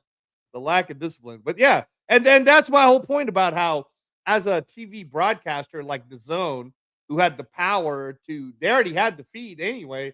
They could have just sat there and said, shit, we lost Charlo, we lost Stephen Fulton. You know what? We'll just put it in the regular subscription package. But no, man, you guys kept it. I don't know how many pay-per-views got bought, but I bet you it was like 5. I think it was more than 5. All right, I got a feeling it was more than 5, Angelo. I hope so. I didn't buy that shit. So, Nah, man. Errol, how do you think Errol looked during this fight, man? I thought he tried. I thought he tried. I'm glad he retired if he's really retiring. But I mean, I don't know, man. I feel like he tried. It's like I've been out 3 years. I didn't want to go to a tune-up. I want to see if I could still fight at their level. Like instead of fighting a bunch of Christian Prengas, I want to, or Marius Walks, I want to see if I can still fight at that level. And good for Errol, man. Like Errol to me is still a Hall of Fame career. He didn't mess this thing up at all. Him losing to Terrence Crawford, that's how I'll remember him. I mean, this Is that one. a good thing? Yeah, no. I mean, like it's just one of these things where I didn't think he would beat Tim Tszyu anyways. It was just one of those curiosity stuff. But he got shut out 10-2 pretty much. And Tim Tszyu, man. So Hall of Fame? Hall of Fame? No, for sure. Errol Spence. It would be like if we're putting people like Lomachenko into Hall of Fame, you can't not put Errol Spence in the Hall of Fame, man. There was a point of time where Errol Spence was the baddest man in that whole wave, dude. Fact. Like, yeah, Errol Spence was the man. So no, I'm never gonna, I just looked at that as he gave it a go. Kind of like Tyson, bro. Remember? Like Tyson tried one more time. Let me try one more time. And then he didn't look good. I think it was like against Danny McBride or something. Is it fair to say he could have done a lot more with his career though? I think motivation is the killer. Dana always says this, that the minute you start thinking about retiring, it means you really want to retire. So I'm glad that like if he really wanted to do it for real, Clay, after losing to Terrence Crawford, he could have just readjusted, came back, and kept going. But instead, he stayed away for 3 years. He wanted to spend time with his family.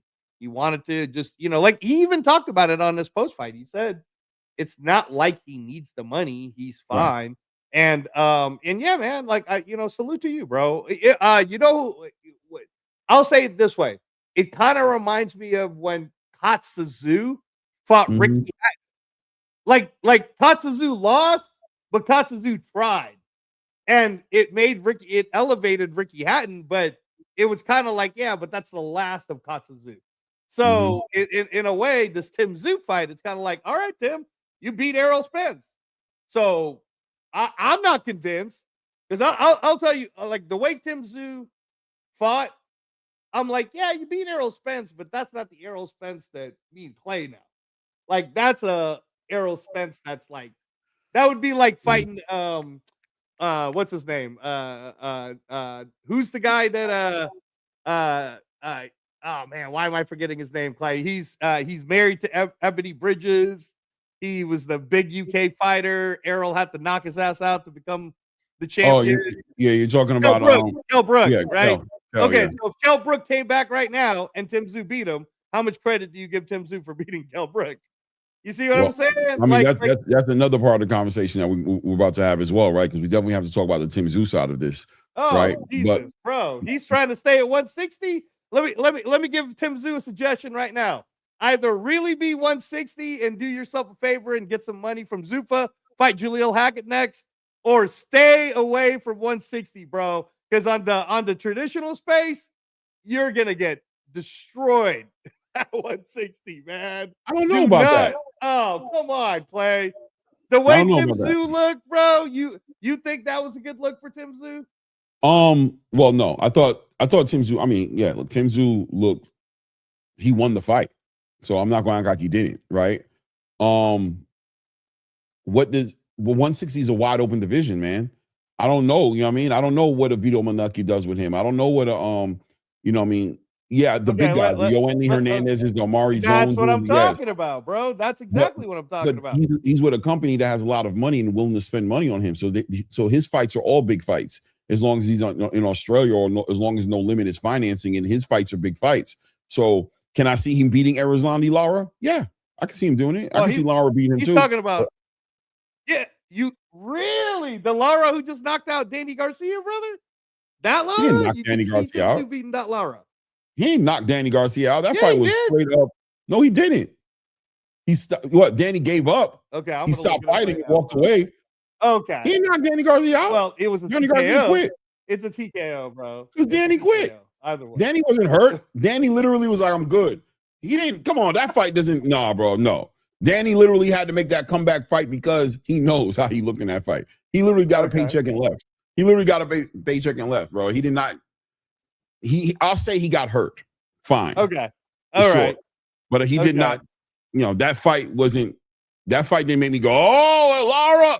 Hell no, bro. Right. Lara's old, bro. And we're gonna talk about. I hope Tim Tszyu beats Lara. I hope you're right. He could beat Lara and become a champion. If he becomes a champion, then he could fight Xander and make a big fight and get Xander some money and get, put a good name. He's a name for a great fighter to put on their resume, bro. He is. Okay.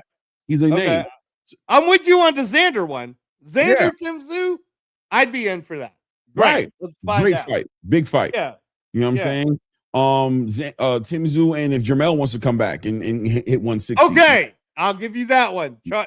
He hasn't fought in 4 years. Right. So, There's fights there for Tim. Is Tim about to unify and become a unified undisputed champion at 160? More than likely not. You know what I'm saying? But can he give us some good fights? Tim is game. Man. He liked to fight, man. He got a heavy right hand. And you gotta assume that he's just gonna get better on the back end of that Errol Spence fight. So I mean, did he wow me and woo me and make me? No. But I think he has a better chance of doing something nice at 160 than he ever did at 154. Okay. You know think what I mean? he has a better chance at 160? Yeah, 154. I'm talking about in a top level conversation, right? I'm talking about Israel Madrimov. I'm talking about Virgil Ortiz. I'm talking about Jerome Butenis. I'm talking about Sebastian Fundora. I'm talking about even a Josh Kelly's going to give him issues. You know what I'm saying? I'm talking about he's not going to more. I'm not favoring him to win those fights. Okay. You know what I'm saying? At 160, he can beat Erislandy Lara. You know what I'm saying? He's a great dance partner for Jahad Tucker. He's a great dance partner for Yuri Cedeno. For Jesus Ramos, bro. Jesus Ramos. Jesus Ramos as well, bro. Jesus Ramos ain't been looking all that crazy in the past. He hasn't been looking all that. Jesus Ramos looked pretty good against Shane Mosley Jr. Yeah. And Shane Mosley Jr. just beat Boachuk. I don't know, man. I don't know. If he don't look like he don't look like 154 Jesus Ramos at 160. Okay, I'll give you that because the power didn't translate. Let's say, all right, okay. But you know what I mean? Okay, we're about to get a chance to see not this weekend, but the next weekend. We're about to this weekend. We're gonna get a chance to see Vito Melnecki, right? No. That's not till September. My bad. Right. It's Raymond Murtai. So the 2 weekends from now, we're gonna get to see Aaron McKenna versus Oliha. That's 160. Right. So if we watch that and then we're like, oh man, I don't know, one of these guys might wash, Tim Tszyu. That's number 5 and number 6, man. Because beating an old Errol Spence, a haven't been in the rings in 3 years, Errol Spence, and you couldn't knock him out, you couldn't stop him, you couldn't knock him down. Like you bought. I mean, like again, man. I don't know, Clay. People were favoring Errol to win that fight. I know they shouldn't have been. Yeah. So, but what I'm saying is, he wasn't expected to knock out Errol Spence. You know what I'm saying? I didn't expect him to knock out Errol Spence. I know it could happen, but I didn't think it was going to happen. I think Tim Tszyu. I'm interested in seeing Tim do 160. I'll leave it there. I'm not pom-pomming for him and saying he's going to go up there and shake shit up and become a champion, all that. But I'm more interested in 160-pound Tim Tszyu than I ever was in the 154-pound Tim Tszyu. After his fight with Sebastian Fundora, and then the fight, I didn't see nothing after Sebastian Fundora that's made me see him at 154 the same way I did before he fought Sebastian Fundora. It changed me. So, I'll agree with that. I'll agree with you on that. So 160 is just more interesting. Right. I mean, I guess it's a question, right? And Tim Tszyu is a ticket seller, so I'm not going to take that away from him. So if they keep funding it, like you said, and they want to do it in Australia, I'm with you, bro. I'm with you. But I'll tell you right now, ain't none of those guys are going to be afraid to go to Australia and beat up on Tim Tszyu. Facts. Amari Jones ain't going to be scared if they offered him. Listen, that's why it makes it interesting, because it's about the fights. And I know Tim Tszyu's fighting. Win, lose, or draw, he's fighting. And yeah, opportunities. I was talking to Ness about this, and Ness was like, nah, Ness doesn't like this, the speculating, or he doesn't like the buildup. You know what I mean? And I said, you put Tim Tszyu up there, he's a willing dance partner.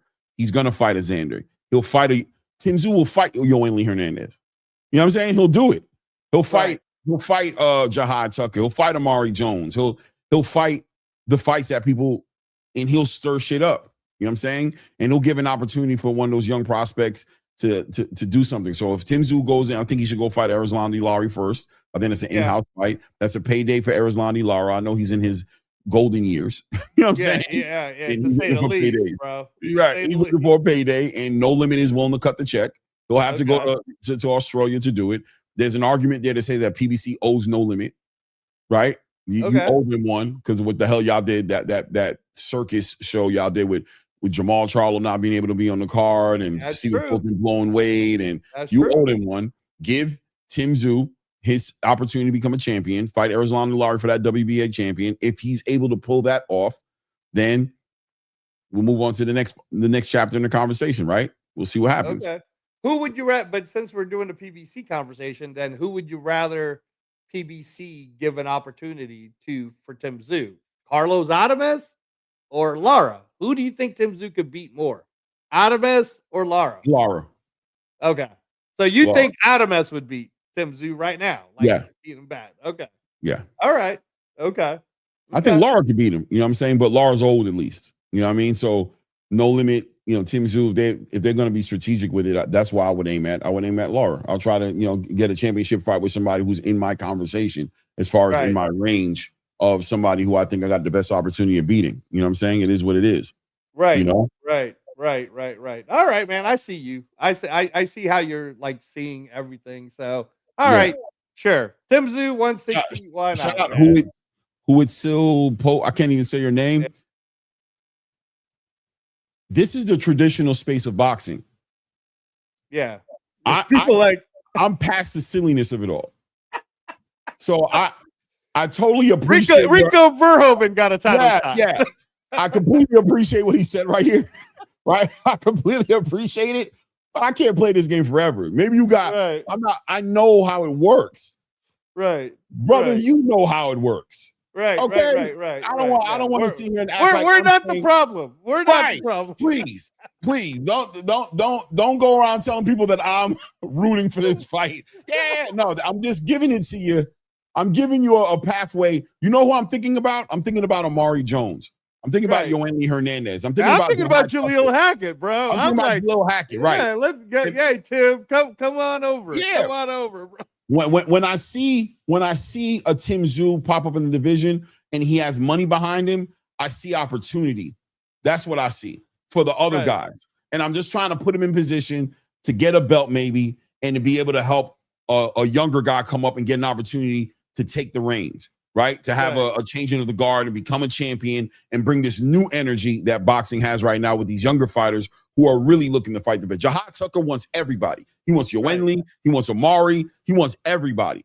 But he doesn't have anything to bring to the table. When you bring Tim Tszyu into the conversation, those guys get potential opportunities because Tim Tszyu, no matter what you want to think about him, he's game. That's what got him in the problem he's in right now. When he jumped in the ring with Sebastian Fundora, was his mentality of I'll fight anybody. So now he has a bunch of money behind him.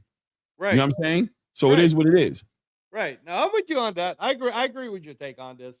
But again, in terms of the fight, that was not worth $80. You all are diabolical. That was horrible. And you gave a shitty ass undercards, bro. Ugh. That paywall is going to come and bite y'all in the ass if y'all don't address that shit. Man, I'm telling you, man. That just like Toledo Trees already says he's never gonna pay for that $50 a month or whatever, $45. He's never gonna do it, man. And that's the thing is with TNT this Saturday we're gonna call the fights, right, Clay? I'll be watching it on free TNT. Are you gonna be using your Zone app, I guess, and hope that it doesn't cut in and out? Hopefully, it doesn't cut in and out because I'll be doing it on regular cable ass TV on TNT. Their broadcast is really good. 100%. They gotta figure that out. That blew up in their face. That whole situation blew up in their face because believe it or not, there was an argument there with Jamal and Stephen Fulton and Arrows. Like, okay, fine. But once those guys got pulled off, time to make it free. It was a robbery. It was a robbery, bro. It was like robbing. It was like you robbed an old lady. It wasn't even a cool robbery. It wasn't even like somebody in the game. Right. You robbed. You robbed like poor people. Right. That shit ain't gonna, you know what I'm saying? That shit ain't gonna go over well. That shit ain't gonna go over well. It is what it is, right? It is what it is, man. Shout out. There was a young bull on that card as well. You talking about Akuso? Akuoso. Yeah, he hit with that straight left. Yeah, that was nice. I like him. Yeah. That was a good fight. I saw that coming, though. You know what I mean? I like the way he handled it. And that's the point, right? You can't make it a knockout of the year candidate if you saw it coming. You know what I mean? Like right. Exactly. It wasn't a knockout of the year, but it was clean. It was clean. The man, he was out in the crucifix, laid out on the ground, looking at the sky, didn't move. It was nice. Right. Nice straight left. Very clean punching. So, all right. So let's get into the Zuffa card. Yeah. Let's get into the Zuffa card, right? It's what saved the weekend, y'all. It's what made it the best. Arguably. Very much arguably, right? Yeah. I think there's definitely an argument there to say that the weekend was safe. Talk to me about the young Haitian. Yeah, Dominic Trapp. Yeah, Dominic Trapp Francis, man. I like him. I even thought he would win, although when I was if you guys watch back the show on Tuesday when we did Zuffa Tuesday, I said that fight is gonna be the fight that might be fight of the night. I even said it because Andres Sosa from Argentina, I knew his style. He's very like forward, aggressive, just gonna throw. I don't give a fuck, right? You gotta like is he from calm him Argentina? down. Yeah, he's from Argentina. Yeah, Yeah, Andres 100% Sosa. seen it. I So didn't he know was that very was much from. like Medina. Like he's Right. not gonna give a fuck and throw, right? So I Right. kind of felt like, all right, you know, if Trap Francis is big enough and strong enough that he could come forward and it could end up being one of those. And what was kind of weirded me out that Trap Francis was playing it safe. I don't know if I'm saying that right, but like, you know what I'm trying to say? Like, I felt like he could have just went after this dude, and it could have been like one of those type of fights, but he didn't. He wanted to play the game and like back up to the ropes, and Right. that's what hurt him, in my opinion, bro. And then Yeah. when he got knocked down, oh boy, you know. But then he knocked dude down. We were like, oh, here we go. This is gonna be a good one. So shout out to both guys, Clay. 50,000 each. First fight of the night. So watching the fight, it was kind of frustrating for me a little bit because once again, Asian? nah, not yeah, that too, right? That too, but it was because, damn it, you could have won that fight. Yeah, that's true. Damn it, that fight was there for you to win that fight. You saw the talent. You see the eye test was there, and that becomes even more frustrating, right? Right. Because what happened was, in my opinion, is he let that guy get in his head. Okay. He hit him with a Yeah. big right hand in the first round, and he changed his mind. The Mike Tyson effect. Everybody got a game plan so they get punched in the face. Right. He changed his mind, bro, and he never returned. He had his moments where he hurt him. He hurt that dude multiple times in that fight. Yeah. But he get back on his back foot. He wouldn't press it. He wouldn't press it. So it became very frustrating for me. Very frustrating. Yeah, no. It's exactly to your point. It's kind of like, remember when we were watching Tony Hirsch, right, against Merriweather? But Tony Hirsch decided, all right, that's cool. I'll step forward. I'll play this game. I kind of thought Trap would do that. Francis. I thought Trap Francis was going to do that. But like you said, I don't know, man. He decided to kind of play it safe. I think that's the word I'm using. He was trying to play it safe. He's going to look back at that fight and he's going to go, man, that's what I'm going to say. You feel me? He's going to look back at that fight and he's going to go, damn it, I wasn't supposed to lose that fight. You feel what I'm saying? He's going to say that. He's going to know when you watch that fight, you didn't touch that body nearly enough. That body could have been touched a lot better, a lot more effective.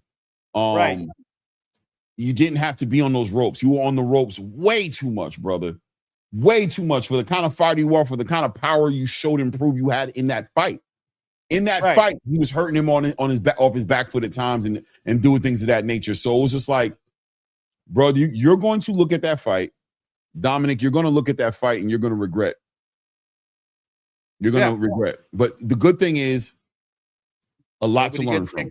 Yeah, and nobody gets kicked out. Nobody gets kicked out. You lost your fight. Now you could see the benefit of you can see the benefit of using the PI, man. Like, use the Performance Institute. These guys know what they're doing. They're gonna get your body right. You shouldn't be fighting at 130 anyways. Honestly, I think if he goes to the PI, bro, he can make 126. And at 126, Dominic Francis would be dangerous, bro. I mean, 126, him against Troy Nash, I'd want to see that fight. You know, at 126, that'd be a good fight between him. Maybe that's what he should do. Maybe he might go back, because the other guy was coming up from 126 as well. So both of them it was there for you to win, Dominic. And I hear Angelo saying maybe go to 126, which I think if you can, you become even more dangerous. But I don't even think it was the size. I think what's going on between your ears, bro, that mental aspect of the game, man. You allowed that Sosa to trick you out your position, bro, to trick you out. And what I mean is, your position in that ring was the predator, the dangerous guy. Your position was, you let Sosa take that away from you. Sosa was a predator too. He's Argentinian, I get it, but he wasn't supposed to. You could have changed his mind, brother. You could have changed his mind. I saw you do things in that fight where I'm like, damn, bro, you could have changed his mind, bro. You hurt him multiple times, but you got to get that thing. You got to get this thing where it needs to be, bro, because you showed your abilities, man. So I was a little disappointed in the performance by him. I love the fight, though. The fight was a great fight. You know what I'm saying? It was a great fight. Hey, man, Dana White. And Dana's the one that makes those decisions. So $50K bonus for each guy on top of their regular pay. How can you not want to go fight for Zuffa, man? That was great. And that was the first fight of the night. Again, 100%. proving to everyone on the roster that anyone on any slot of the roster can get the $50K bonus. So shout out to those guys. What'd you think of Troy Nash against Ethan Perez? Another masterclass? Troy is evolving. Very good fight. Ethan Perez, very game opponent. Very game. Good jab. It was a clash of styles, that orthodox, southpaw situation had to get figured out. Wait, hold on. Was that the one with the clash? That was the second fight. Yeah. No, that was the second fight. Yeah. Yeah, it was southpaw, right? Yeah, southpaw orthodox. Yes. Right, exactly. Yeah. Troy is evolving. You can't help but wish he had a little more power, right? Right. You can't help but wish that. Somewhat of a masterclass performance, and not to say that he dominated his opponent like that, but he's so slick, very educated hands, great control. I thought if Francis would have had a little bit more of that Troy Nash in him, that he would have stopped the guy he fought against, right? I agree. And he's getting better. He's trying to sit on his punches more, slick, trying to sit on those punches more. He had a very good game opponent in front of him, man. And he won that fight for sure. Yeah, I'm excited to see his next one. Yeah, no, I'm excited for Ethan Perez. I think he'll probably get a rematch with Jacob Ramos. And then Troy Nash, that's the second majority decision win in a row, even though you and I both feel like he easily, I don't want to say easily, but he clearly won the fight. Yeah, I thought he clearly won the fight. So when I heard one card be a draw, I was like, man, I don't know who you are, bro. The reason they did, though, we talked about it in the audience, right? People were talking about it because a lot of people felt like that. Like, damn, man, really? They thought it was a draw? But as I was speaking to people, remember there was like some casual energy definitely in the space because there was a lot of WWE, UFC fans. Yeah. And I said, what Troy's going to have to learn is the aesthetics count when it comes to these judges. Yes. You got to be careful. You got to be careful. Make sure that you're winning those rounds. Right. Not just all points. Make sure you're have a moment in each one of these rounds where you separate yourself. You're like, right. I'm doing what I want to do in here. Don't think that because I'm on my back foot this whole time that I can do this too. I'm just being slick. We saw it happen with Sabril Matias and Alberto Puello.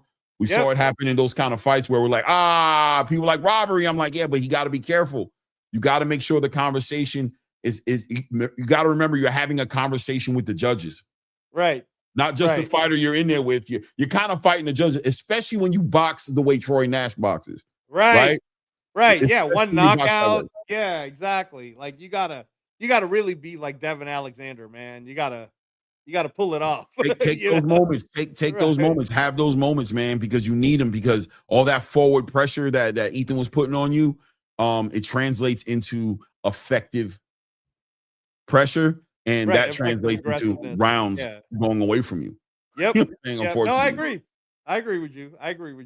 But yeah, no, shout out to Troy Nash continuing to grow. I'm gonna ask you, what did you think of Keyshawn Davis, the former 430-pound guy who came that was the worst fight on the card. Versus Michal Nistor, the undefeated heavyweight who the last man to put Joshua down. I didn't like that fight. Bro. I didn't like the fight. I liked the fight for like the first 2 rounds because I thought something was gonna happen. But I'm telling you, by like round 4, people were getting up to go get beer, and people were like, "Oh, they're gonna do this all night." There was a lot of hugging. Yeah. Keyshawn, what's his name? Keyshawn, what's his name? Keyshawn Davis. That's crazy. Keyshawn and Keyshawn, right? Yeah, Keyshawn, definitely not Keyshawn Davis. Definitely not Keyshawn, right? Definitely not. Don't get there, Keyshawn. Keyshawn, that could be your future if you fuck around. You know what I'm saying, so stay in shape, man, and let that be motivation for you, brother. But man, he kept letting the pocket collapse.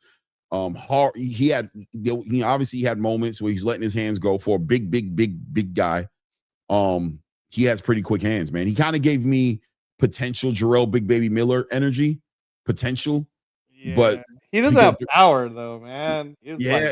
But it was almost like I don't even know if he doesn't have power, if he just wasn't able to establish that distance. It looks like when he had the range, when he had it in range, it looks like if he could extend his shots, he was able to translate into some power. He hurt that dude multiple times in that fight, you know what I'm saying? But he let that dude cross that void, collapse the pocket, a lot of inside fighting, you know what I'm saying? He just had no answers for it. Yeah, not impressed. I don't know how Dana feels about that and what he wants to do with that. I'm with Agent Zero here. Agent Zero said, I don't know if Zupa is gonna keep these two heavyweights because he knows how the UFC works, man. Just because you win doesn't mean you get to stay in the roster. Sometimes that was kicked out, man. That was a hard fight to watch. I was very like, you know what I mean? But like for the first 2 rounds, I was like, all right, he's gonna get him out of here. At least he's gonna get him out of here. But then when I saw he was gonna get him out of here, I was like, that went to decision, brother. I hope you. Yeah, I know you didn't, but most people probably got up and got some fries and hot dogs. Oh man, but I went and got me a pretzel for sure. I went and got me a pretzel with some spicy mustard. You know what I'm saying? I definitely went and got me a pretzel, bro. You know what I'm saying? I went and refilled the H2O because I wasn't, I don't drink. You know what I'm saying? So I went and refilled the water, got me a pretzel. You know what I'm saying? Shout out to Madison Square Garden. Those pretzels aren't like that though. I was disappointed in my pretzel. It's kind of hard. You know what I mean? I like a nice hot pretzel. You know what I'm saying? But y'all need to work on that. Terrible. My pretzel wasn't hitting the way it's supposed to be hitting. It is what it is. You know what I'm saying? Terrible. By the way, Alan Land, you're right, man. Over 100 people in the building. You guys are diabolical with the likes. I swear to God. Oh yeah, hit the like button, y'all. Y'all already know. Do the right thing, man. Do the right thing. Hit the like button. Subscribe to the channel too if you haven't done so, man. Definitely subscribe to the channel. So hold on a second here. So oh man, hold on a second. Oh, he's getting a message from somebody. Somebody's messaging Clay right now. Yeah. The next fight we're going to talk about, guys, is the 147-pound fight between the hometown guy, Arnold Gonzalez, wearing the Knicks jersey, was going to come forward, do his thing, and pretty much got domesticated by Emiliano Moreno. What did you think of that fight, Rob? First of all, that was one of the fights, obviously, we were looking forard to see. That was one of the fights. I thought it would have been a fight of the night type, but the first fight took that away. The first fight was a fight of the night type of energy. I felt like Emiliano was just kind of dominating him, but I don't know. What was your take? It was a great fight for Emiliano Moreno because Arnold Gonzalez was so game. Yeah. Right?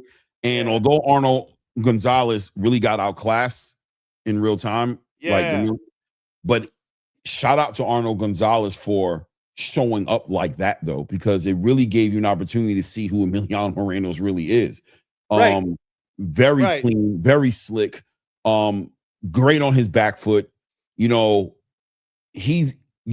was a great fight for Emiliano Moreno's because of Arnold Gonzalez. So it was one of those situations where I gotta give Arnold Gonzalez his flowers because he really did not make it easy for Emiliano Moreno. He really was relentlessly applying that pressure. He came once again, Francis, look at that fight. Francis, take a look at that fight. You know what I'm saying? Right. Same energy. Arnold Gonzalez coming forward, applying that pressure, body, wild with his punches coming in. But look how Emiliano Moreno tamed and domesticated all that energy, Dominic. You know what I'm saying? Right. Watch that fight. That was what I wanted to see from Dominic Francis. Right. No, I hear you. So you think Emiliano, Arnold will still stay in the roster, but you think someone like Emiliano Moreno will continue to have that upwards trajectory? Because Arnold was 18-2, and Emiliano, that was just his 13th win. So this was very much a big, or supposedly a big step up for Emiliano. So now, do you want to see Emiliano fight people with less than 20 fights? Or do you want to now see him fight people with more than 20 fights?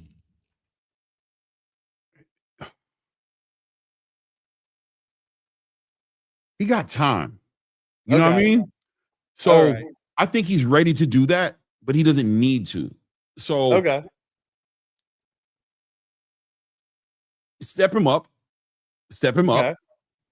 But does he need to go all the way?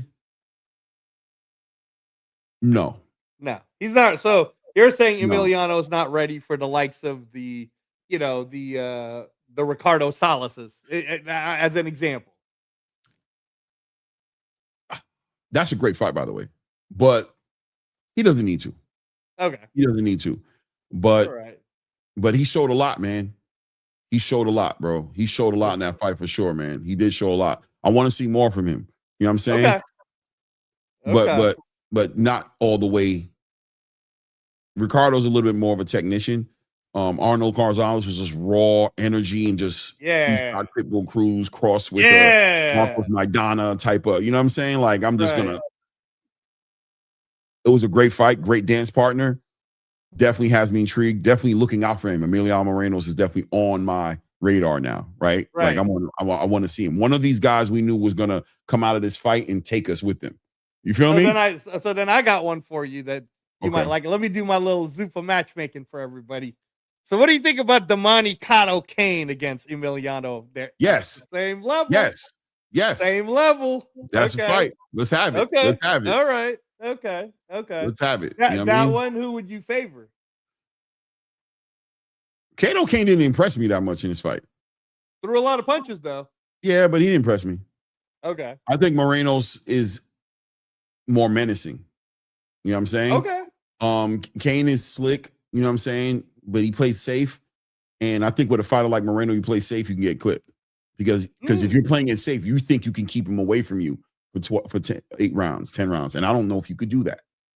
Okay. And I think if he touches you, he could hurt you. So Kato's got to put some skin in the game. You have to put some skin in the game with this one. Good fight, man. Good fight. He got to put some skin in the game.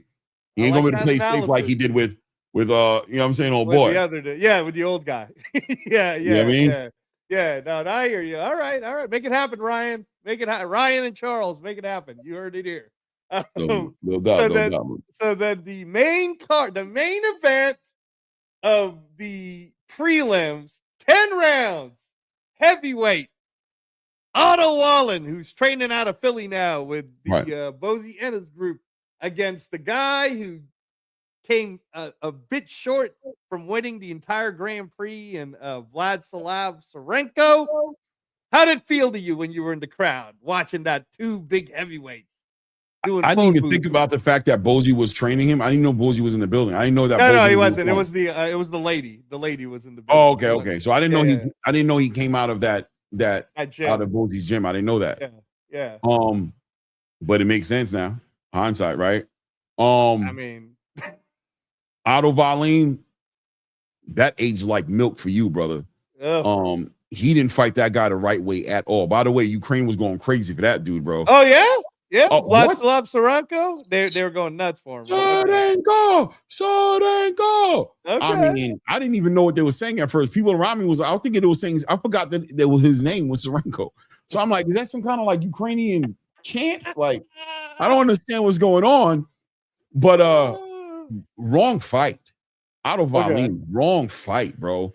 Sitting there on the inside, he was putting together those shots, uppercuts, attacking the body. He was just working him from round 1 until he finally got the stoppage. I was actually surprised that he get stopped earlier, and I was giving Otto Wallin props off the strength that he didn't get. So I was like, damn, bro, he tough, bro. I didn't think he would have lasted. But when he went to sleep, everybody was around me. We were like, there it is. Oh, yep. There it is. You feel me? When he went to sleep, everybody was like, there it goes. There it goes. He's only human. He's only human. A man who makes mistakes. Yeah, he sure did, man. He sure did. Oh my God. He went to sleep, bro. He went to sleep, all the way sleep. You know what I'm saying? I saw him pull out the stretcher. I was like, damn, they're gonna stretcher this movie. He ain't let him do it to him. He ain't let him do it, bro. He was like, get that shit up out of here, bro. He was struggling. They were like, stay still. And he was kind of, I think he saw that yellow stretcher popping up. And he tried to sit up like, hey, damn it. Hey, damn it. It ain't that serious, bro. Relax, bro. I got this, bro. I need a little help, but I can walk. We ain't getting me out of here no stretcher, bro, in front of all these people, bro. We ain't doing that. But I don't know. Otto Wallin, man, a name still does a lot for Serenko. Serenko is a very crafty, punching Eastern European. Yeah, you got to pay 23-1 now. Yeah, 23-1. I mean, so let me ask you, like, Serenko, is it too much of a step up if they said, "Hey, Effa, you're here, you're signing autographs"? That's a great fight. Okay, so you would be down for that fight. You would be down for it. So you think 100%. Serenko could fight anyone? Because this Effa's, I think, ranked number 7. He could do it. Okay. All right. That's He could cool. do it. He's slick enough. Okay. He's defensively responsible. Great shot selection, good combination punching. He's got an IQ. He's got a pedigree about him that's undeniable, man. He's going to be he's one of the best, the better heavyweights that Zuffa has right now, in my opinion. Okay, well, how about this then? Because Andrew Tabiti still hasn't made his debut yet. You know, is Tabiti Serenko more in favor of Serenko, or is that a more fair fight? Because FA is number 7, like that's Right. ring top 10. So if Right. you want Serenko, you're asking Serenko to step it all the way up. Versus, I think he stepped it up. He showed. For me, I could see stylistically him giving FA Jogba issues. really? Yes, I can see it. You know what I'm saying? I think that he's very good at closing that space. I think if FA got into the same kind of fight that Otto Wallen got into, he can get in trouble.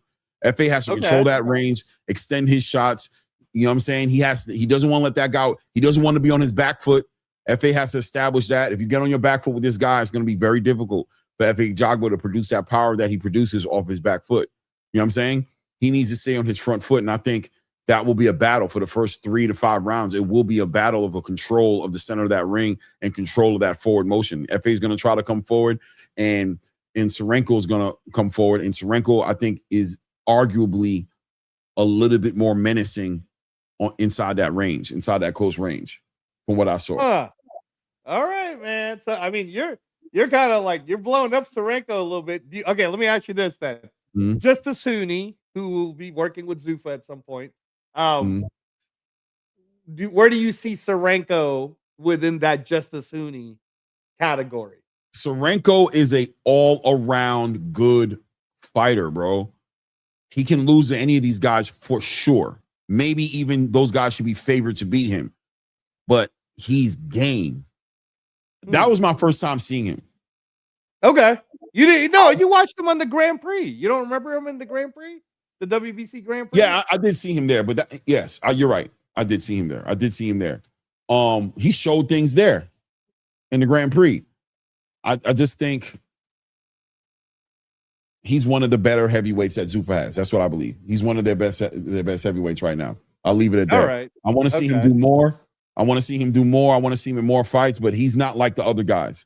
You know what I'm saying? He's not like the other guys. There's a lot of the other guys I've seen in that division. He's very pedigree. He's like Olympian type energy. You know what I'm saying? Like he knows how to. He understands the significance of scoring points, putting his punches together in bunches. He's defensively responsible. He's not there just get punched on. He's catching a lot of shots in his gloves. He's not an easy day for any of those guys, man. Okay, I like it. All right. Serenko will be keeping our eyes on you.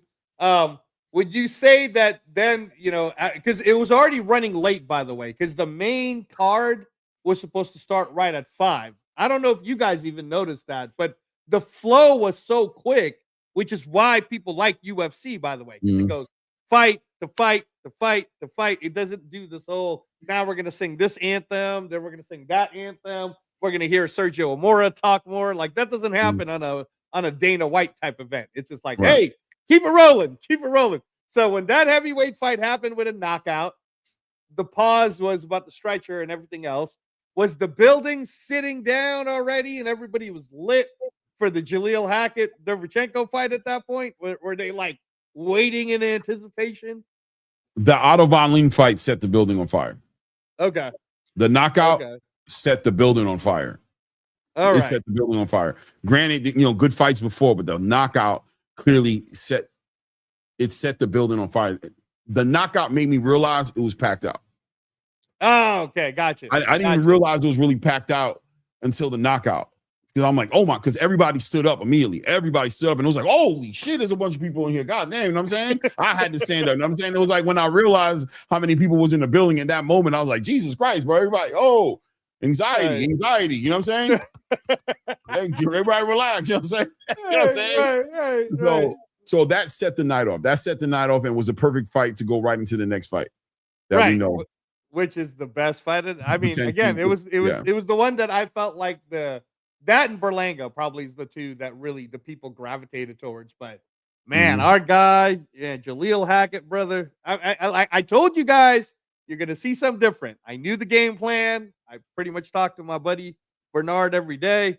I knew what they were gonna do. Did they get to show you guys the cornering also, because they were showing it to us at the casino, like the audio, the cornering. No. Okay, they didn't show it to you guys. Oh Mm-mm. man. So going into this fight again, the game plan was, if you guys are a Jalil Hackett follower, then you'll understand this. And if you have not been following Jalil Hackett yet, then you better start right now, because this guy is the guy that Dana's going to push at 160 pounds. The Roberto Cruz fight showed the two pathways that Jalil could do, right? What everybody's used to, which is Jalil's going to come forward.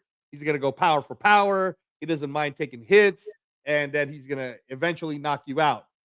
But in the Roberto Cruz fight, what happened there, guys, and we interviewed both the dad and the son here, it was two game plans. The first game plan was Jalil's.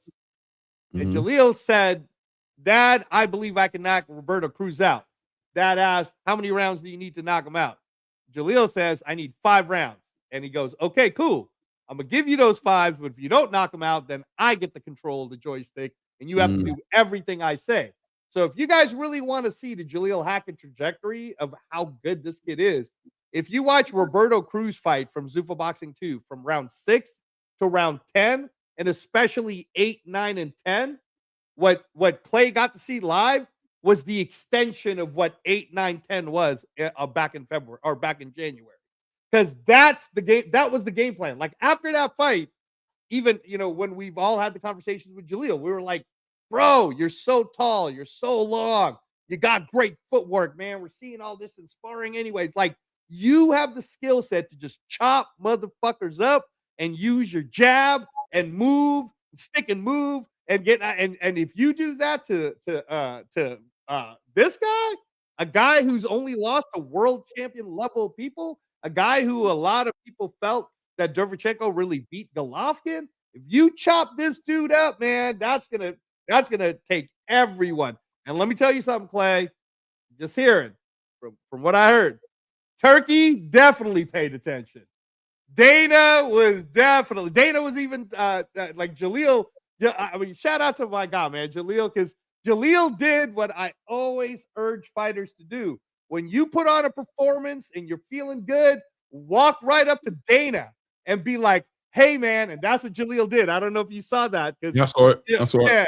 Yeah. And, but from the jump, he starts side stance, boxing, using triple jabs, double great jabs, jab, level changing, touching the body, touching the body, just moving, and he's feeling good, bro. So what happens? Then he got clipped. Well, here's the thing, right? I knew what Jalil was doing. There was never a time in that whole fight that Jalil was hurt. You agree with that, right? I agree with that. Yeah. Okay. It's because most people don't know this move. Jalil was doing the roll the uppercut move. We used to do that a wild card all the time too. The roll the uppercut move is you want to let your opponent come and throw the right so that you could roll off his right hand and then throw the uppercut, right? So there was a time where even on the telecast, I don't know, man. I know Dana talked about the production. It was horrible. There's going to be a lot. I'm sure Dana White's going to be talking to Max Kellerman and Andre, because y'all two are diabolical, man. You guys were making it seem like Jalil wasn't straight dominating this guy. All right. When they were like, oh, well, Sorenko caught him with the right. Sorenko didn't really catch him with the right. What was happening was Jalil was timing it. He was rolling. He was trying to roll the right to throw the uppercut. So, but whatever. In the third round, Sorenko or Derevchenko put on some punches. So I'd say I give him the third. After that, though, Clay, man, Jalil made all his adjustments. I have it in my phone. That's all I gave him was a third. I had it 9 rounds to 1 on my card, but after that, man, Jalil was just chopping his face up, bro. Wobbled him a few times. I saw Jalil wobble him with a right. I saw Jalil wobble him with a left. I saw Jalil wobble him with an uppercut. Bro, Jalil was having such a good time. I don't know if they showed it to you on your live screen, but me and wife are watching it at the Fertitta Casino, right? And they're showing us the feed that's coming from MSG, because that's how it works with the Fertitta Casinos here. Jalil at the end of the 5th, bro, was having such a good time his dad's giving him instructions. Jalil looked at the camera like Muhammad Ali style, and he was like, ah. Yeah. And Listen, I was like, oh my go ahead, God. because I definitely want to give you my viewpoint for sure. So I mean, I just felt like Jalil was having a good old time. And then I knew when he was at his most dominant, bro, is at the end of the 7th, I think it was, at the end of the 7th, Jalil flexed to the crowd, was like, ugh. And then he looked at everybody in the crowd and was like, come on, yo. Like he was trying to pump up the crowd. I was already like, man, Jalil's in a whole nother level right now. His conditioning is on point. This boy could go another to 15 rounds if he needs to. He's not even tired at all, man. So in the corner, what was cool, Clay, is it's exactly what the game plan has been. His dad says to Jalil, and shout out to Jalil for showing the growth.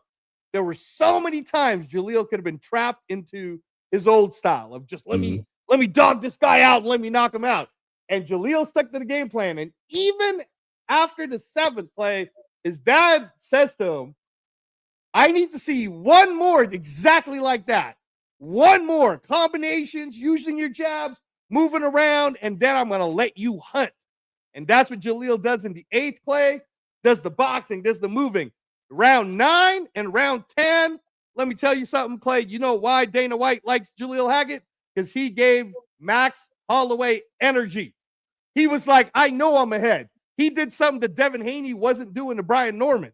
He said, I know I'm ahead, and I'm still going to hunt for the knockout. I'm still going to go after you. So shout out to Jalil. Congratulations on the $50K that Dana chose you for. Well-deserved, brother. But I'm hearing, you know, you might be seeing a Jalil Hackett as a Zupa lifer, man.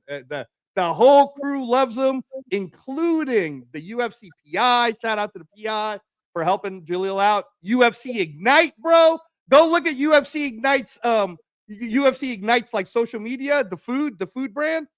There's no other fighter they showed except for Jalil. Jalil's the only guy. You know why? I'm talking to all the other Zupa fighters. You want to know why? To the rest of the Zupa roster? Because Jalil's actually following the program. And when you follow the program, that's what you can look like. And one last thing, Clay, and I know you're going to have a lot to say. Jalil was eating regular 3 meals a day all the way up until the night of the weigh-in, bro. He went to sleep at 160, brother, eating 3 meals that day. All right? If you do it right, if you follow the UFC PI program, you're going to be just like Jalil Hackett, man. If you guys keep deterring, then you're going to end up like Stephen Fulton. But go ahead, brother. Go ahead. Yeah. All right. So, yeah, as I was watching the fight, and, you know, I told you guys when I started the show, my little monologue, that Mill City called me up this morning, right? Shout out to my brother Mill City, right? He calls me up. He goes, Clay, what in the hell are you talking about, right? Because I posted on my social media, on Instagram, easy work. You know what I'm saying? And I said, if you know, you know. If you look on my Instagram, it should still be there. I said, if you know, you know, period. Mill was like, not easy work. What are you talking about? Now, look, same thing goes on with Jerome Butenis, right? He gets hit too much. That's the conversation people are always talking about, right? He gets hit too much. And there's an argument there to say that Jalil did get hit in this fight. He took chances. He gave the building a great show. But he was never not in control of what was happening inside that ring. He was never not dictating the pace and doing whatever he felt like doing. If he got hit, he got hit. And I'm not going to say he didn't get hit when I've seen him get hit. But as he stated, he never got hurt. He never got discouraged. He never felt like he needed to adjust. He didn't need to, because the game plan was executed to a T. And he made adjustments in the fight, right? Like, he level changed. There was moments when he did different things, but he didn't do it because he had to, like, where Derevchenko was just offering like complicated looks. And no, the fight was beautiful the way it started, working behind that jab, real snappy jab, good level changes. He never let go of that body, kept attacking that body. By round 5, Derevchenko was taking deep breaths at the end of those rounds. When he was walking to the corner, every time he walked to the corner, he did one of those. And I was like, and I started screaming. And this is where the Ukrainian fans were really having an issue with me, right? because I was like, woo, you got to breathe, Sergey. You got to breathe. I can say that. You got to breathe. You can't be holding your breath, bro. You got to breathe. You know how it is with the punches. There's a reason why the fighters, you got to get that breathing going because, and when you're swinging as wide as he was and missing, those suck the energy out of you. So you compound that with a good body campaign, big shots, which I kept telling everybody, those are some desperate shots coming back at him. Those are some, I don't want this fight to go 10-round swings, right? Because he's feeling the conditioning. Now, look, I want to acknowledge the elephant in the room. This is a 40-year-old man who was campaigning at 168, who cut that weight to come down to 160. There are arguments there, I'm sure, to say that all those factors were part of the reason as to why he looked the way he did as well, to compound what Jalil was doing. But what Jalil showed was his team ain't a bunch of newcomers. The game plan, the strategy, the execution. That's what he did. That's what he did in that fight. He showed you what he can do when given the opportunity to, that he doesn't have to be one-dimensional. He doesn't have to just be, Going into this fight, a lot of people felt like Jalil, that this fight was, shout out to my brother Ness, but a lot of people thought, like Ness, that this was a little too early for Jalil. That he's still a prospect. He didn't need to jump into a fight like this. They thought Derevchenko was just way too experienced for him. With hindsight now, we can't go into the bag of, oh man, it was just this. No, you can't dismiss it. That was a big, significant win for Jalil Hackett. It puts him in the conversation of potentially being a top 10 middleweight. 100%. You know what I'm saying? 100%. It puts him in those conversations. Does he have work to do? For sure. Yeah. For sure. He's only 23, Clay. He just turned 23. Exactly. He has work to do. Is he ready to jump in the ring with Janibek? Is he ready to jump in the ring and become a unified, undisputed champion? I don't think he is. I think he has work to be done. But at the end of the day, the performance needs to be celebrated for what he did and what he was able to accomplish. He looks great at 160. Hit the scales at 157.6, I think it was. Yeah, 157.6. In great shape. Like you said, eating 3 meals a day. Great mental space. And definitely taking advantage of every amenity that being with Zuffa offers him. And it's paying out in spades for him. Yeah. Yeah. What else can I say except for I'm excited to see his next fight? And that's what this is all about. It's a marathon. It's not a race. I'm ready to see him do it again. Step it up, continue to bring that competition into the ring. And he's showing and proving that system works for him. Yep. That the Zuffa system works for him. Maybe it doesn't work for everybody. I don't know. But it's working for him. He's way more comfortable. A lot of fans in the building got a lot of respect for him. He's building up a whole fan base out there. There are a lot of people who are really on the Jalil Hackett train right now. And I think I seen somebody in the building say, they want to dismiss in what he did, but that's okay, right? I'm going to let you know though, that he's building himself a crazy following in Zuffa. I'm telling you, he's doing, I've seen it. He's building a following. Again, you guys who are just haters, man, you guys are just like, you're not doing your homework, which is fine. That's fine. It's our job to give it to you straight. But the fact of the matter is, for you guys who are hating on Jalil, a year ago in the traditional space, you threw this kid in the trash. Right. Because of what Eddie Hearn said. You guys were believing a promoter instead of believing in the fighter. But unlike some of these fighters, and again, I'm sorry I got to throw Cool Boy under the bus.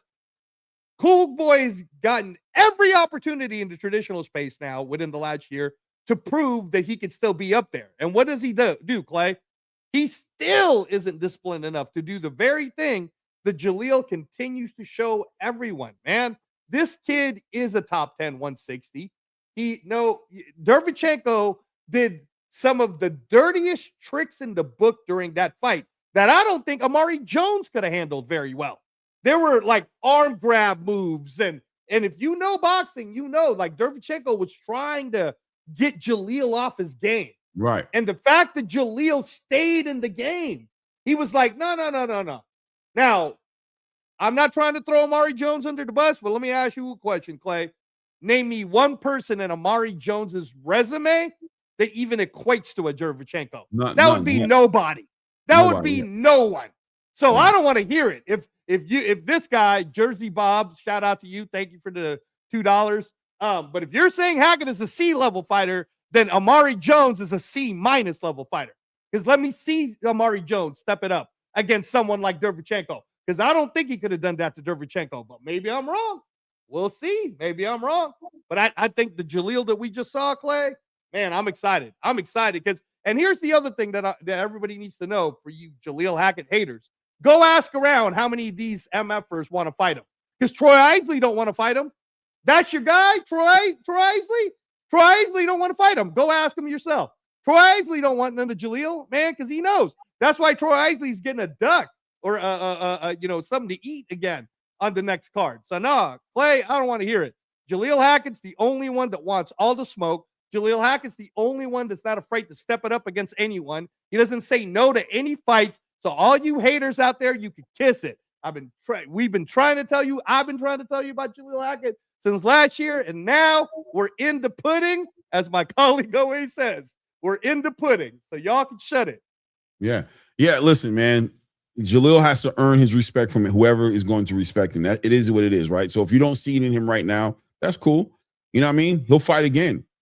I think worst case scenario, you'll watch him fight again. What he definitely didn't do was give a boring fight. He definitely was the best fight, part of the best fight on the card. And you're going to watch him again. He's going to get an opportunity over and over again as long as he continues to put out these performances to show and prove who he is. Listen, Jaron Ennis gets the same criticism as far as getting hit. I'm not a big fan of getting hit, obviously. You know what I'm saying? But at the end of the day, the ends, the what does it say? The means justify the ends, or the ends justify the means. Well, I always say you can't swim without getting wet, Clay, and it is boxing, right, bro. And that's what they say about Jaron. You know what I'm saying? I think Jalil can be defensively better. I hope that's what he chooses to do, is work on that. You know what I'm saying? To be defensively better. There does come a point in time to where you don't want to just get hit. You don't want to get hit, man. There's some fighters you get in there with. I think Amari Jones is one of those guys. You don't want to just get hit by Amari. Amari's heavy-handed, bro, and he's very slick and very athletic. You can get hurt. That's a journey. That's something for Jalil and his team to take that on, as that's a task they have to take on and do what they're going to do. I acknowledge the fact that he got hit. There was times in the fight where when I was sitting there calling the fight right there in the arena, I'm like, all right, now don't get complacent. You're getting hit. I think Jalil acknowledged it too, that he did get moments where he got complacent. You know what I'm saying? Where he admitted, he said, I don't need to be getting hit like that. You know what I mean? Those moments. And that's one thing I love about Jalil is his humility. But don't get it twisted 1 minute. He dominated that fight. He did what he wanted to do in that fight, and he dominated a veteran in that fight, in that ring, who been in the ring with great fighters, with the Danny Jacobs, with the Triple G's and things of that nature. That is a great fight to put on his resume. On to the next one, right? On to the next one. It is what it is. You know what I mean? I think, let me see here. Let me see. Hold on a second. Hold on a second here. I want to pull up one more thing that Jersey Bob said. He says, embarrassing to glaze this guy for beating a 16 wins and 7 loss fighter. How can you be great going 10 rounds with the washed journeyman? Going into that fight, that's not what people were talking about. Exactly. Interestingly enough. Exactly. So I hear you, right? Going into that fight, that's not what they were saying. They were saying Jalil shouldn't be in the ring. Shouldn't be in the ring with him. That he get moved too fast. That this is what Zuffa does. Zuffa might be, putting him in there. That's not what I was hearing. You know what I'm saying? So that's cool that you feel that way. Yeah, you're right. That record and everything you said, that's what's up. That is what's up. Yep. 6 of those losses were to all world champions, by the way. Right. Go ahead. One down, a whole bunch more fights to go. No more of a prospect conversation about Jalil Hackett. He is a legitimate contender. And maybe he's not top 10 yet, but he could be. No, he's top 10. He's top 10, brother. No, I'm just saying, I don't know what the rankings are. I don't know what they have it as. You know what I'm saying? No, I'll tell you right now, because even Jersey Bob, I don't think he knows, right? But Jahai Tucker beating Yuri Cedeno got him to number 10. Well, if that's worth getting you to number 10, then Jalil just had a more dominating performance against a better resume guy who was also a killer in the amateur ranks. So then he should be above Tucker. Is he top 10 or not right now? Yeah, he is. Jahai Tucker's number 10. Jesus Ramos, who you just talked about earlier when we were talking to Tim Zoo thing, he's number 9. Eubanks Jr., who hasn't fought in a bit, is number 8. So if they take Eubanks Jr. out, because we don't even know what he's doing, is he moving up to 168? Then Jalil should at least take that spot. And then there's Amari Jones, which is the elephant in the room for me. Amari Jones in the 17 fights has fought nobody. Jalil just continues to prove he's fighting people. He's fighting your Pete Dobsons. He's fighting Elijah Vines. He's fighting people that are like, all right, let me level up. But they haven't put him there yet, is what I'm saying. They haven't put him there yet, is what I'm saying. No, they haven't put Jalil up yet. But yeah, for Jersey Bob, he's not this. Bro, he the winner of McKenna Oliha, I think Jalil could beat that person. So, we'll see, man. I'll tell you this, though, Clay, and I'm going to keep pointing it out. Troy Isley's also from the DMV area. Go ask Troy Isley's people why they're not calling for a Jalil Hackett fight. Because I promise you, if they said, let's do a Washington, D.C. main event, Jalil Hackett versus Troy Isley, the people would be down for it. But I bet you Troy Isley's people wouldn't be down for it. Because Troy Isley's not fighting, though, Derevchenko in his next fight. But go ahead, man. Go ahead. Yeah. You know what I'm saying? So bottom line is one down, a whole bunch more to go. In my opinion, Jalil Hackett is damn near an undefeated fighter because I don't think he lost this fight that he had. I know he hates when I say shit like that. So he'll come up here and every single time and say, no, I lost. And I understand that. And yes, you did on paper, but you guys don't have you don't have a fight where Jalil Hackett's been dominated in, exposed, outclassed, or lost in, to where you're just using the eye test to go the other way with the conversation. We're using his accomplishments fight by fight to continue to say he hasn't been proven to be the C-class fighter that you guys say he is yet. It hasn't happened yet. You know what I'm saying? So we'll see. You know what I'm saying? Jahad Tucker just had a great performance. He's 17-1. He took a loss. You know what I'm saying? We'll see. You know what I'm saying? Yeah, no. Congratulations to Jalil Hackett, man. 100%, man. Team Hackett takes on all comers. So, it's not that they're not calling Akeem. It's that the other people aren't answering, brother. That's how it works. So, but shout out to Donnie956. Check that one out, Clay. Triple G, Munguia, and Billy, Charlo, Adames, Daniel Jacobs. Those are the great names that had the 6 losses for Derevchenko. So right. Why don't you go ask your boy Troy Isley who Joseph Hitchins. And he arguably beat Triple G. People that was a very disputed fight. A lot of people thought he might have beat Triple G. You know what I'm saying? Exactly. So stop the hate, y'all. Y'all got to stop the hate. Yeah, and I think it comes down to that. You know what I mean? It's like why are you hating on somebody who's winning? Exactly. Why is it not enough for him to win? Why is it? It is what it is. I mean, opinions is opinions. It is what it is. Shout out to J Pitt City in the building with the $5. J Pitt City with the $5. Says salute to Clay and Angelo, the leaders of the Super Street team. LOL. Hey man, you know what it is, baby. We just supporting the best boxing product this weekend. That's all we're doing. They did have the best product this weekend. So let's go into the co-headliner, Richardson Hitchins. Here we go. The hero of Haiti. The hero of Haiti. Yeah. The hero of Haiti came out to some Jamaican music. I just want to be clear, Hitchins, I support you, bro. Listen, man, do better. Do better with the come out music. The people who know, the Zoes that was in the building, I'm one of them, know that music, we got plenty of hits. Right. We got hits that could have set it off. Can I ask you, are there like Haitian? There has to be Haiti-based rappers, right? Like Haiti-based rap songs. Shout out to my cousin. Shout out to my cousin Mullah Root. You know what I mean? Haitian. He doing his thing, and he got.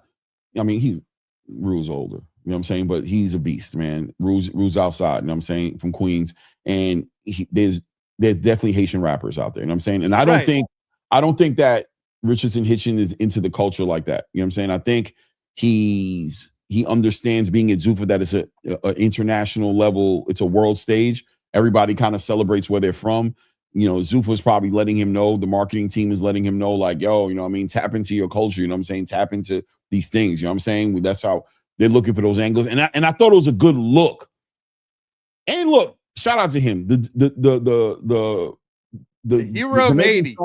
The Jamaican song was heating up. It was good. It was a good song, But but it it's a just Jamaican wasn't. song. It just wasn't Haitian. Okay. Okay, I got you. it just I wasn't got you. Haitian. It Okay, would be. I get it because you would be offended. It'd be like, and again, I don't even want to say I was offended. I don't want to go but it all was the way just, there. yeah, no, but I hear you. Like it'd be like if Manny Pacquiao came out to a K-pop song or something. It'd have been like, it's like that's cool, but you couldn't come out with a you Filipino came rapper? out with the big Haitian flag. Yeah. With the big, everything was Haitian. It was a good representation. You were playing the wrong music, man. I would have rather you played some American hip hop. Yeah, hip hop. Yeah. Right. Than to pick in your Haitian. So it's like, shout out to all my Jamaicans, but y'all know how it is, bro. You know how we give it up. We battle over everything. We battle over the food. We know what I'm saying? The Haitians, Jamaicans, we know how we carry in that Caribbean. To play Jamaican dance hall music, waving a bunch of Haitian flags was like, really? Anyway, it is it is what it is. You know what I'm saying? I don't make it a bigger deal than it needs to be. I just want to be clear that I saw that shit, nigga. You feel me? Dude, I just want you to know, just to say it plain and Jane. No, do better than that. That's not what. Don't do that. Don't do that, bro. We could have done better than that. But outside of that, let's get into the fight, man. Richardson Hitchins versus Ricardo Salas, man. Listen, man, Hitchins goes up to 147, debuts at 147 on the back end of a lot of controversy. Hitchins 140 campaign ever since he became a champion. Choppy, to say the least, right? Choppy, right? Damn near didn't want to fight Subriel Matias. Said he didn't want to, not damn near, did not want to fight Subriel Matias because of the rehydration clause. Fought Liam Paro, who upset Subriel Matias, picked up a title, and became very selective with the way he picked his opponents, right? All of a sudden, it became, he fought George Kambosos and was like, really? You gonna pull up this dude? It is what it is. And then we saw what happened with his fight with Oscar Duarte. It didn't. Right? Yeah. That's what happened. It didn't. Right. So going into this fight, a lot of questions going into this fight, and I wanted to see how that division was going to treat him. I'm going to be honest with you. I thought he looked good at 147. Yeah. People in the building, casual, there were a lot of people who are UFC fans and WWE fans who did have a hard time. Yeah, when it got to about round 6, 5, 6. It's the same tone over and over again. There weren't. Yeah, and it looked like he could have done more. It looked like at one point or another he was touching Ricardo Salas when he wanted to. At that point, it was kind of like, it feels like you can, so why didn't you? Yeah. So and it's interesting you said round 6 because Hitchins, I don't know if you guys heard it when he was doing the post fight. He said his hand, not only was it hurt at camp, but he re-aggravated it in round 6. And rather than going for the finish, this is what Richardson Hitchins said. Rather going for the finish and then not getting a chance to fight at the end of the year, he'd rather just play defense, use the jab, bust the dude up. And again, guys, like I was trying to explain this to some casual people I was around. It's if you're a UFC fan and you like grappling, it's like watching a grappling match. You saw like a grappling performance, right? Like what he did. I was talking to Mills about that earlier too, as well. Yeah. He was doing the rolls and he was making them catching and shooting. Yeah, catching and shooting. Great footwork. And he was busting up Ricardo Salas' face with that jab. So I thought he was going to hate on that. I thought he was going to knock him down. Yeah, I thought he was going to knock him down. I thought it was going to happen. I was like, oh, he's going to knock him down. The guy behind me was like, he ain't knocking him down. I'm like, yo, I think he's going to knock him down, bro. Like, he's touching him. Compound interest is a motherfucker. You know what I'm saying? Right. When you keep on touching somebody like that, and after a while, he was landing 2-3 punch combinations, like real clean, like really catching him off angle. You know what I mean? Making him lose his balance. I thought the performance did showcase, though, that Richardson Hitchins is one of the best boxers in the game. Yeah, that we could say. We could definitely say. He is. There's a reason why they say Devin Haney and Richardson Hitchins might be one of the most cerebral fights. One of them, right? Outside, obviously, Shakur and everything. Everybody says that. He showed that he may have one of the best jabs in the game. He's in the conversation with the best jabs in the game. He showed his IQ because Ricardo Salas is not a light touch. Yeah. You know what I'm saying? Hey, Ricardo Salas coming off of knocking out Sriracha. So 18 knockouts. He's not a light touch. 100%. So I was impressed with what Richardson Hitchins showcased. But yes, when you can, you should. He had a hurt hand. That's cool. Without a doubt, people in the stands felt like he could do more. Was You know there what I'm saying? booing? Was there booing? They in tried the to. crowd? They Okay. tried to. All right. There was a section behind me that tried to get the booing going on, and they were getting some love in the crowd. Some people kind of booing a little bit with him, but it was a very small. I'm not going to act like he was. People supported Hitchins. They supported him. Okay. They cheered him on. They supported him. You know what I'm saying? It did get quiet at times. I think people kind of got mesmerized. No, I don't want to say mesmerized. That might be trying. I think people just kind of got caught up, and there was nothing to cheer for. Yeah, it was like Does one that make tone. sense? It was Right, one but tone. And it again, wasn't you were like saying it's a booing. casual crowd. Yeah, Right. because what's interesting, guys, is that the people who are paying attention, like Dana talked about it in the post-fight conference, he loves Hitchins' performance. But Dana's like that, though. He's an actual, like, he's combat analyzing things, and he likes the skill set that Hitchins showed, right? Mhm. And shout out to the purple trunks, by the way. See? So all you Zuffa haters who's like, oh, you got to wear the uniform. That was No, definitely you something don't. that everybody noticed. So No, you Dana don't. definitely made it a point to, like, they came in from a different area, Yeah. right? Hitchins came Yeah. from the back. Yeah. And, you know, stirred it up, man. The crowd loved it, man. He pretty much walked through the crowd, right? Damn near. You know what I'm saying? Coming down the steps, music playing, Haitian flag, making his way to the ring. Dana showed this is how we're going to, not everybody's, you know what I mean? Yeah. Not You got to everybody's get gonna to do that that. level. I mean, again, what are we talking about here? You know, for you guys who are going to hate on Hitchins, you're acting like Hitchins was a contender. This guy was a 140 world champion that just recently dropped his Facts. belt. So we're talking about a world champion. So if the world champ wants to come in like how Jai did, Jai had a different uniform, like a dressier look to him. And Richardson, you know, he still had the Freedom 250 on his trunks, you know, Mhm. representing the UFC and stuff. So yeah, man, no, but you can wear purple trunks. It's all good, baby. Yeah, no, man. It was a great entrance, man. It was a great entrance, and it was a great way to show the potential. You know what I Right. mean? To show that everybody who thought that you come over here, and that's what Dana continues to try to do, right? To continue to show everybody, like, hey, bro, it's not just one way. It's not just one way. There's multiple ways to attack, multiple ways. We understand who we're dealing with. We know when we sign big stars and big fighters, we understand what we're doing. We're not bugging. We're not over here trying to take fighters and send them over to the Temu League. No, this is the top level. We're showing you guys that we're setting a standard. The production was A1. Hitchins called out some names. Yeah, he said told he out a wants to lot of get names. called out a lot of names, man. And once again, the pressure on Zuffa to put these fights together, right? Yeah. Zuffa has to negotiate, reach out. I heard that he's reached out to Tank Davis, you know what I'm saying? His team, at least, you know what I'm saying? And that Dana said good conversations. He said good conversations. Nothing's done, but nothing Well, is Dana also said he's a huge fan of Tank. right. And he personally spoke to Tank. So those are two different things. And we know how Tank feels about those conversations. Right. And I'm gonna be real with you. Don't be shocked that Tank go over there. Oh, of course, dude. And the always reason I'm thought gonna that. say that to you is because he didn't do nothing with his own. He ain't got no deal with his own penned out yet. And unless his own really makes it make sense, you know what I'm saying? Especially y'all got Devin over there right now. Yep. You got to give him a deal better than Devin. And if you're not going to do that, he might be like, why? Because how deep is your pocketbooks, the zone? I want to know.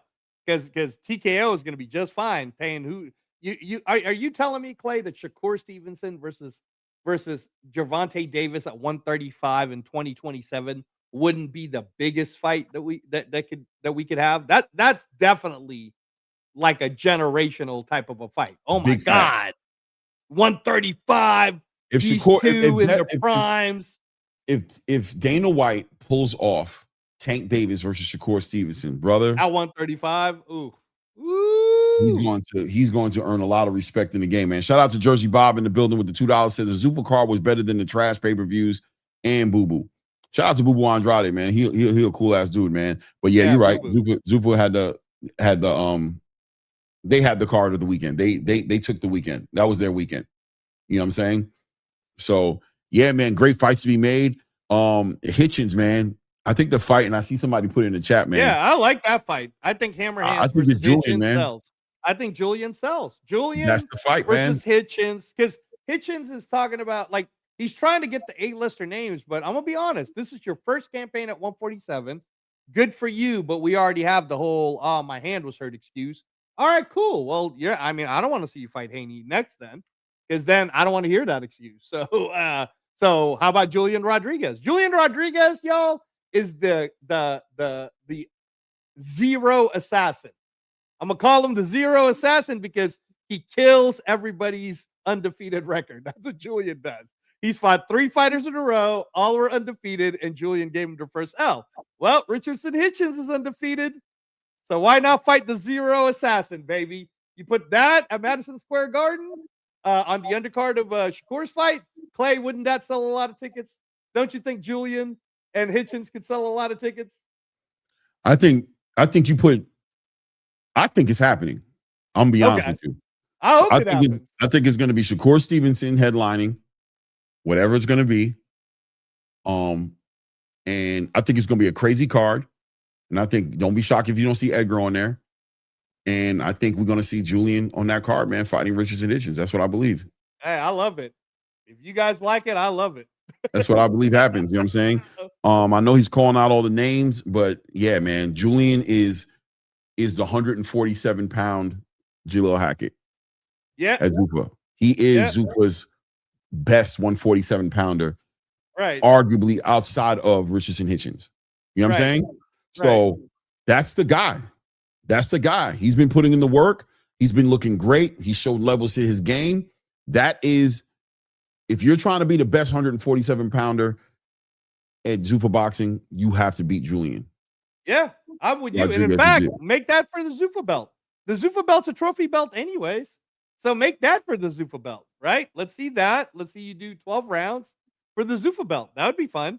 But how do you, I mean, based on because you've seen it live now, I've seen Julian fight twice now, right? But you look good against Perella when I was there too. But based on what you saw Hitchins do to Salas, and granted Julian's pedigree of boxing is much higher.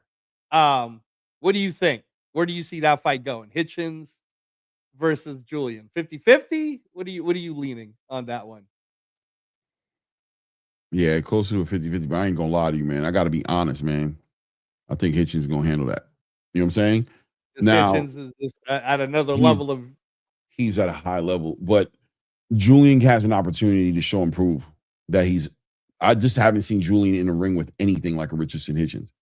Period. Okay. That's just being honest, right? Like nobody who I've seen him fight against brings the intangibles like Hitchins does. Well, he knocked down Tank Davis at the amateurs. That's where you got to go with it. That's where you got to go with it, right? I ain't gonna debate it. That's where you got to go. That's where you got to go. You know what I'm saying? It is what it is. You know what I'm saying? Hey, I ain't mad at you, bro. But he ain't got no Liam Paro. He don't even have a George Kambosos. You know what I'm saying on there. Okay. He was an underdog against Avius Griffin. And he was Avius Griffin is big. But he was an underdog. But that was a good fight. And he beat Avius. He was an underdog. He was an underdog to Kane Sandoval. Well, Kane Sandoval just beat Brandon Lee, though. Facts, but I'm just letting you know. I'm just letting you know. Julian has just arrived, is what I guess I'm saying, right? Like he was favored in his last fight, and that was a change in pace, right? Like, okay, now he's starting to get the recognition. Just to let you know, right? Like we're talking about Richardson Hitchins, who's a champion, who was you know, right? Africa was an up and coming star when he was with Mayweather promote. Everybody was talking about Africa that way, like, yo, Africa just needs the right fights. He was positioned. Has he ever been the underdog? No, not on any of the fights. No, not even for Duarte. He wasn't going to be the underdog. 100%. So that already lets you know, you know, you got to acknowledge the levels, right? So Julian will 100% be the underdog in that fight, period. Okay. He will not be the favorite in that fight, and for good reason. But Julian is super game, super slick, and Hitchins is a 140-pounder who just came to 147, but granted, he outgrew 140. I don't think Julian outgrew 140. I think he just moved up to 147. Would you say that's fair to say that? He wasn't too big. That's fair. Okay, I'll say that. I'll say that that's fair. I'll also, though, on the reverse side, just to throw it out there factually, Julian was nice in the amateurs, bro. And even though he didn't get to go to the Olympics, he was of Olympic caliber against knocking down Tank Davis in the amateurs. Like, and Julian can hit hard for real. Ask Avius Griffin. Ask and he can get to. He can get to, and he knows how to get to you. Like, yes. he knows, like, his pedigree of technique. He offers a far wider variety than Ricardo Salas. Would you compare the Julian Rodriguez versus Richardson Hitchins to the Keyshawn Davis versus the Devin Haney? Ooh, that's a good comparison. That is, because that's the whole thing about Keyshawn, right? Like, Keyshawn hits hard. He's got a good amateur background. He knows intellectually how to get there. But the question is, can Devin Haney keep him away? And I would have to agree with you. That's very good. Yeah. Hitchins is not the one hunting Julian. Julian is for sure hunting Hitchins, though. So now I'm even more excited for that fight. Make it happen, Dimitri. So that's how I look at it, right? Like, when it comes to Keyshawn and Devin, I'm leaning towards Devin. But I'm letting the world know. Yeah. Devin might need to be the best Devin he's ever been. Right. When he gets in the ring with Keyshawn. He can't slack. He cannot, the Devin who beat Brian Norman Jr. ain't the Devin, in my opinion. You know what I mean? Yeah. Like, he was good. But he took his foot off the gas. He coasted. Keyshawn will not be Brian Norman Jr. in that ring. And shout out to Brian Norman Jr. I got a lot of respect for him. I thought he looked real great in his last fight, and I'm looking forward when he finally gets in there. Hopefully he can get something going on with either Tiger Johnson or Rohan Polanco. I want the next fight to be a big fight. I want it to make sense. But that's not what Keyshawn's bringing to the table. And the same thing with Julian and Richardson Hitchins. Richardson Hitchins, this is not Ricardo Salas. Right. Julian Rodriguez is not Ricardo Salas. Yeah, I mean, Julian Rodriguez is ranked number 4 by the WBA. Right. 147 right now. He's not George Kambosos either. Right. Yeah, exactly. Yeah, no, Julian's coming. He's not old. He's not done. You know what I mean? He's just getting to his groove. Like you said, Julian's just arrived. So I like it, Clay. I like it. Now I like it even more. I like it. Hitchins is number 3 right now by the IBF. So Hitchins is number 3.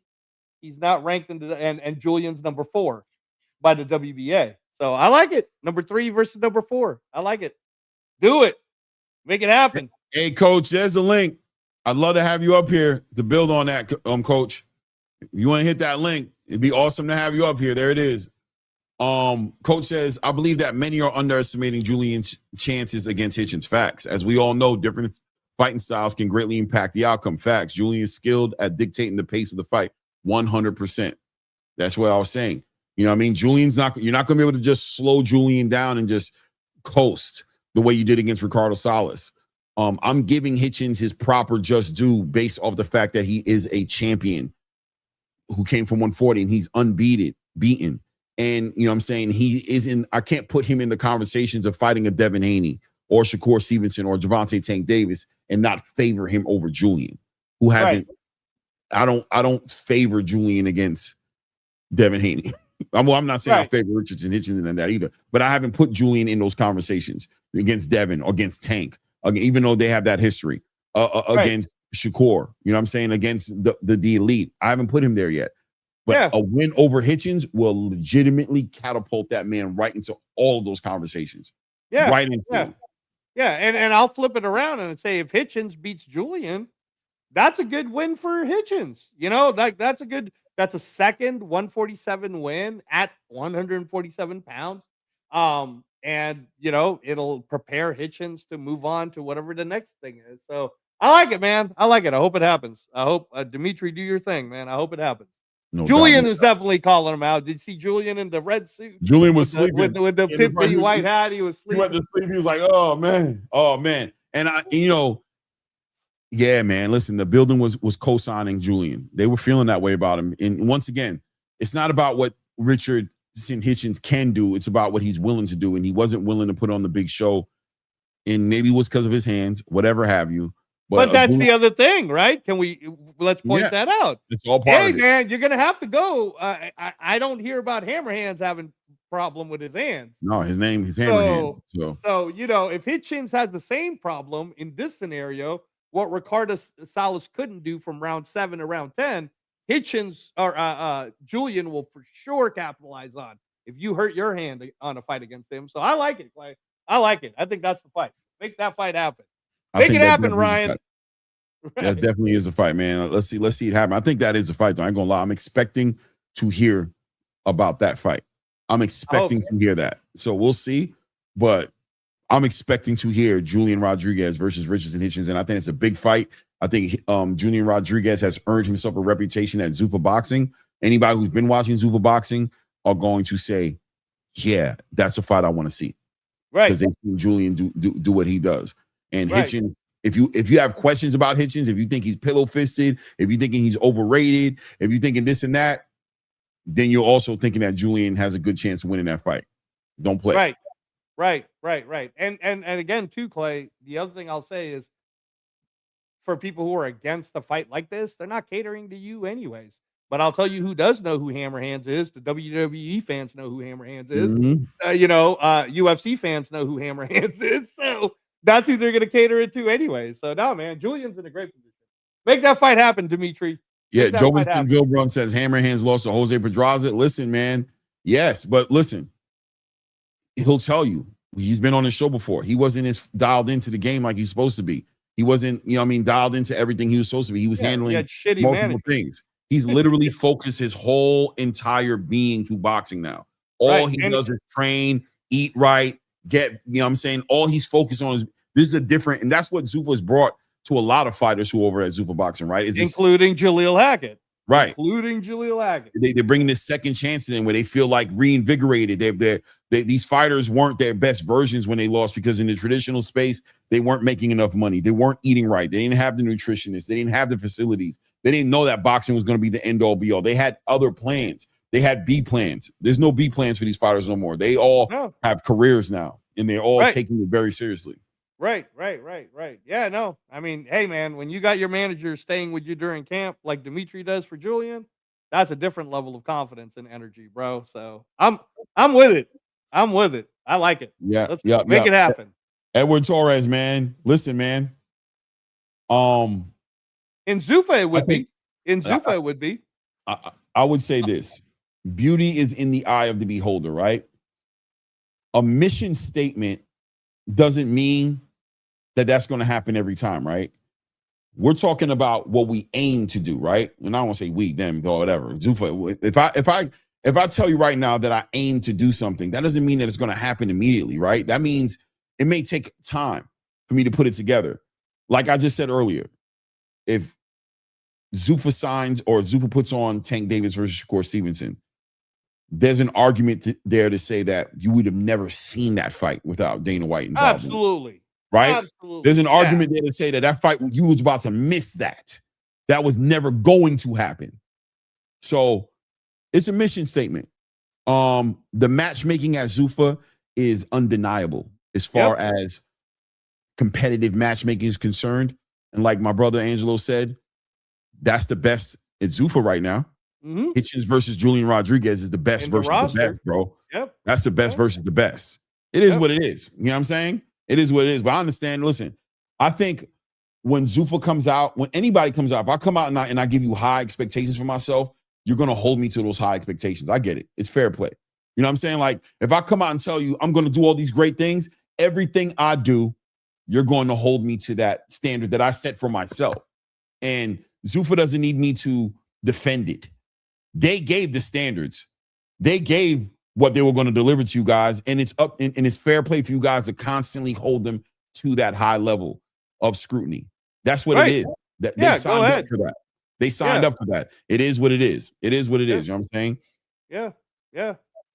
And the other thing too is just like so many people said, we just had a weekend of 3 different cards. And of the 3, 2 of them were pay-per-views, but the best one was the one that was free on Paramount Plus. So I don't know what to tell you, man. You're just hating. You're just hating on a free card if you don't like what's happening over there. Yeah. Let me see. Edward Torres says, I will say this. Did Dana get humbled by boxing?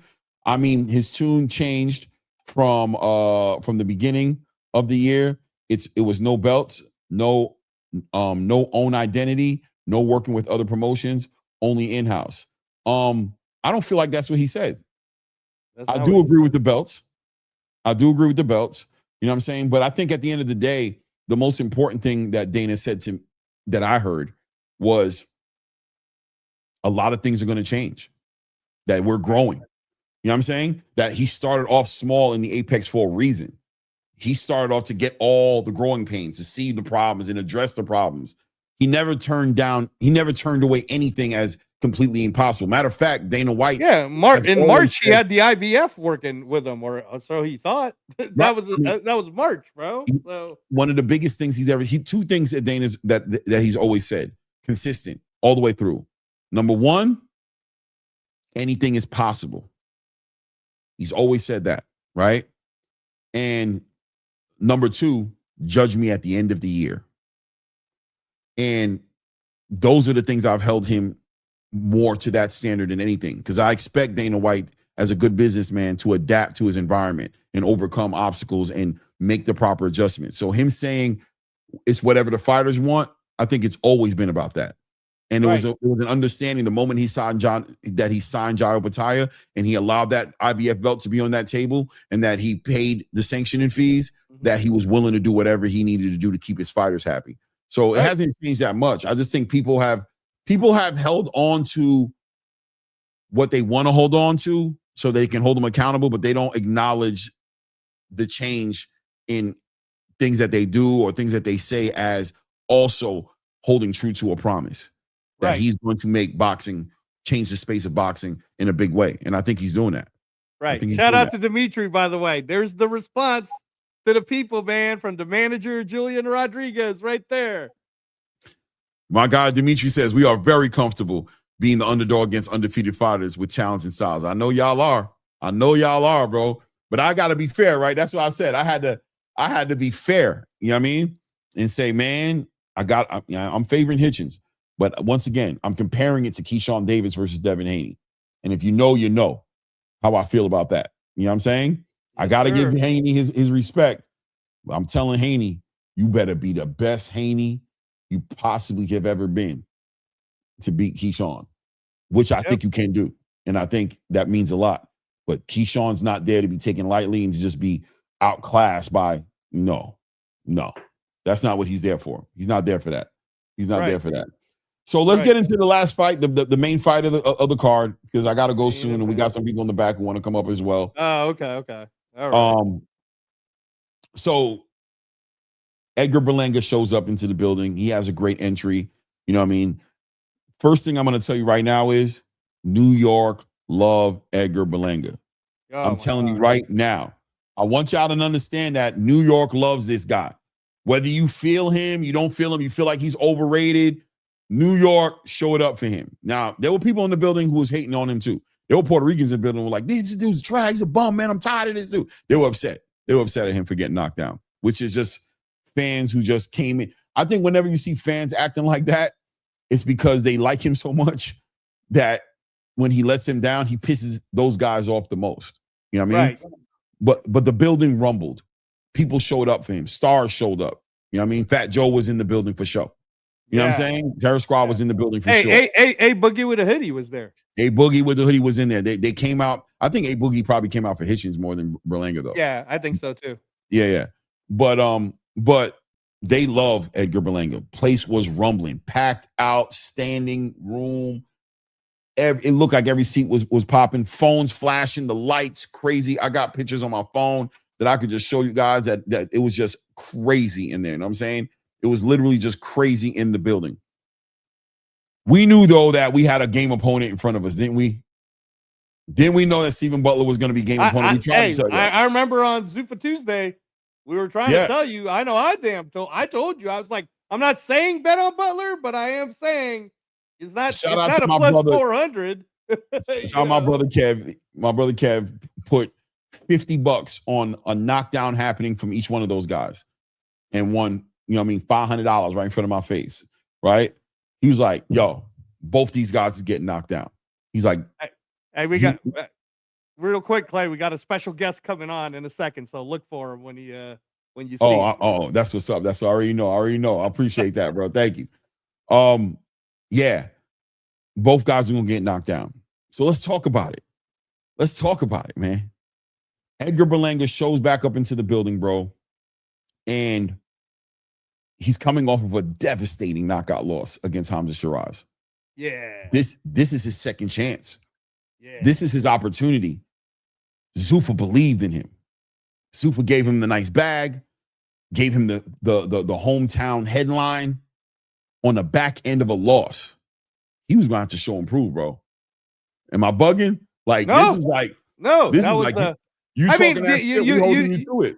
Yeah, right? you don't, yeah. No, I'm because again, this is New York. You built it up. You said you're gonna knock him out. Butler's coming for you. Butler gave that Ryan Rozicki energy. Didn't he give you that Ryan Rozicki energy? Right. That, oh man, I'm coming for you, Sacre Blue. I'm from Montreal. Like he was. Rozicki and Stephen Butler has made me look at Canada differently. Yep, exactly. And I'm excited for Zuffa Boxing Canada, which will happen later when I this hear year. When I hear Canada's in the building, I put respect on that shit now. Oh yeah. No, you know what I'm saying? Zuffa Canada is going to be a good roster, man. It's going to be a really good roster. When I hear them be like, "Yo, this dude's from Canada," I'll go, "Oh shit!" Yeah, that guy's bringing it. I wasn't like that before, bro. I ain't gonna lie. Before when you said they're like Canada, the North, they're like the North America Mexicans now. Yeah, like oh. When I first heard Canada, bro, I was like, "Oh man, come on, bro." Right Canada? now, really? Canada, really? Yeah, really. Yeah. Canada's like They that. bring it, man. So let me ask you this: how was the crowd when Berlanga got knocked down? When he got sacked, how was the crowd? Everybody, all I saw was people like this. Puerto Ricans were in the building like this. Oh man! Oh my God, people were devastated. Right? I was up too. I ain't gonna lie. I got up like, like I was kind of shocked. No. Hamzah Sheeraz all over again. As much as I knew they could happen, it just happened too quick. I'm like, what the hell? And it happened early in the round. It happened early. Yeah. So I'm like, oh man, is he gonna have the shaky legs? Is he gonna be able to weather this? But you can criticize Edgar Berlanga about a lot of things, right? You can. You know what I mean? You can criticize him, but one thing you got to also give him his flowers for is he is a dog, bro. He is a dog. He answers the bell. He does not cower. He does not go into his shell. He does not put his hands in his pockets. He does not run around. He dives right into the fucking fire. And I think that's part of what's going to make him such a star at Zuffa, right? It's because he's going to be one of those fighters who, even if he's going to be one of those fighters just like UFC, even if he loses, people are going to always want to see him fight again. They're just going to want to see him fight again because of the way he carries himself inside the ring. Outside the ring, you can get into it with as far as maybe he's arrogant on the mic, maybe he's got a lot of jewelry, maybe he hangs around with too many rappers. You can say all that, but inside that ring, he's a dog, man. Yeah, no, he's about it. He wants to throw, and that was the whole thing. Is I was watching it too. With my wife, we were looking at him like, damn, man, if Berlanga would just use his jab, every power shot he's throwing is coming off the jab. But when he's swinging, because he's like got that he gets too angry. It's like, you bro, can tell he's trying to get it back. Yeah, like you don't need to get it back. You don't need to get it back. I just watched Terrence Crawford do an interview over there with Tony Yayo and Uncle Murdo talking about that, right? Talking about how he had to. That was one thing that was his Achilles heel that he had to work on. It took him a long time that Bomac always worked on him with. And he said it was like, if I got hit, I wanted to get it back. And he's like, and that was my downfall. That was something I had to work on. You know, he's taking ownership of a career that's done with, right? He's looking back at his career and saying, I became a real champion. I became that guy when I got a control of that. Right. When I got a control of that, that's when I became the best version of me. When people couldn't trigger me and hit me and make me a reactor. You know what I'm saying? That people couldn't get me to react. That's when I became the biggest problem that people had to deal with, because now I became emotionless. I became a stoic machine. So Edgar has to learn that. He has to learn that. I thought he didn't touch the body as much as he could touch the body at all. He could have touched the body a lot more, bro. And I felt like when you got somebody hurt like that, who's on shaky legs, touching that body, somebody who's coming forward like that, touching that body would have allowed Edgar to get that separation, that range control he needed to be able to really set up and extend on those big right hands. And if he could have straightened up those right hands instead of just big hooks all the time, swinging, right, he could have done a lot more work. But when it's all said and done, he got the stoppage. What did you think about the stoppage? I liked it. I mean, I thought it was kind of crazy because he was going to go MMA. You know what I mean? Like he was trying to. Am I bugging? Did the referee so the referee. Okay, so first of all, shout out to the ref for. There's some people going, oh, I don't know, that was early. Look, man, I saw Berlanga hit this fool 4 times unanswered. Berlanga hit him, and on that, and again, the referee can hear the shots and can essentially feel it almost because he's looking right at the face. I'm in the building. I could feel it. Well, I'm telling you, I felt it. Like, those are hard shots. Yes. Yeah. So when the referee was like, oh shit, we're not about to have some crazy thing happen. He jumped in like what referees do, right? Mm-hmm. Now, next time, ref, my suggestion would have been, for your sake, I'd have grabbed Berlanga, right? But you didn't grab Berlanga. You decided to go for Butler. But when you were going for Butler, you tripped. Then you took him down, MMA style. He like full mounted him. Yeah, I'm like, what's going on? And then Berlanga decided to go almost like ground and pound on him. So I don't know what that was about. Maybe. No, that's Berlanga. He wasn't going to do nothing, but that's the entertainment factor of Berlanga. That's what he brings. He did that on purpose. Like, you know what I mean? I'm in the building. You know what I mean? Like, he wasn't going to hit him, bro. And Berlanga is, oh my goodness, bro. Berlanga is such a character, bro. He was super entertaining that night, man. Just overall, very, very entertaining. Let me see. Is this it here? No, this is not it. This is it. I want to find it here where I got it queued up. How Berlanga is just, you know what I mean? He's a character, bro. He is. He's entertaining. He's entertaining. He said he wants to be in the WWE. You know that, right? He said he wants to be in the WWE. That's great. I just saw Ryan Garcia do it. So, yeah. Right. Well, welcome to Zuffa, y'all. Welcome to Zuffa. he says, no, I want to be in the WWE. He's like, I already have a character. I know exactly who I'm going to be. He said, I got my finishing move. And, you know, I like it. Zuffa gives these fighters an excitement factor, right? They give these fighters like this. These fighters are showing that the kid energy is back, right? Like, yo, you crazy, bro? I want to go over there. Like, even Ryan Garcia. Yeah, he was having a good time on Monday Night Raw, bro. Ryan Garcia did a little dance. He grabbed the guitar. Ryan is going to Zuffa, bro. Ryan's going to Zuffa. Yeah, I mean, good job. Good job to Bill for getting that back from DAZN, but y'all ain't ever going to fight Ryan until you work with Zuffa again. Anyway. Ryan is going. I will be shocked if Ryan don't go to Zuffa. I'm gonna be real with you. Man. He is in a candy store. Yeah, Ryan already said he was offended that DAZN didn't give him the first offer and they gave it to Tio. So you already offended Ryan. You're already on Ryan's bad list, man. And so yeah. Ryan's going. I think he's going. He's having a great time, bro. Good old time. In his face, man. And Oscar, we're gonna save you for another show. You deserve some of my time, and I got to give Oscar my time because I know not today, Oscar. Not today. I won't even do it. And I got you. And Oscar, we heard you on Ariel Hawani now. Oscar, I want you to know. I want you to know. Hold on a second here. I want you to know something, Oscar, right? I want you to know something here. I got you queued up. Okay? I got you queued up, but I'm not going to. I'm going to wait. But I want you to know you're queued up. You're queued up, and I can hit play, and we can have a whole conversation.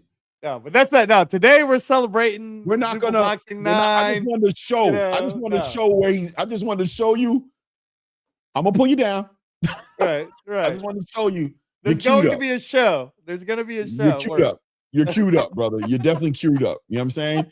You're definitely queued up. We're gonna wait. Maybe tomorrow. I don't know yet. Maybe tomorrow. I gotta go do things. Maybe tomorrow. You know what I mean? But we're definitely gonna talk about it. But yeah, no. But so Edgar Berlanga, man, you talk to me, man. Talk to me about what you're talking about. Because I want you to remember, I'm not holding you to task like that, but you be switching up a little bit because now that he's with Zuffa, you're like, yo, I got to do that. Though, I know. If you sign into Zuffa, man, I'm not going to say nothing bad about you as long as you. But at the beginning, when he was on the other side of the ring from Hamzah, you were like, this dude's a hype job. I don't know what anybody sees in him. He's gonna get embarrassed. He shouldn't even be in the ring. I'm about to tell you. Remember, I told you. I told you. Well, I was right about the Hamzah one, but Edgar, Edgar, welcome to Zuffa, brother. He's a Zuffa now. You were awesome. Yeah, you were. Great job. I love the chrome hearts. Right, you were wearing the Prada with the chrome hearts, looking good, man. Looking good. The only thing I would say is, again, remember, Edgar, you have an opportunity to just work with the PI, right?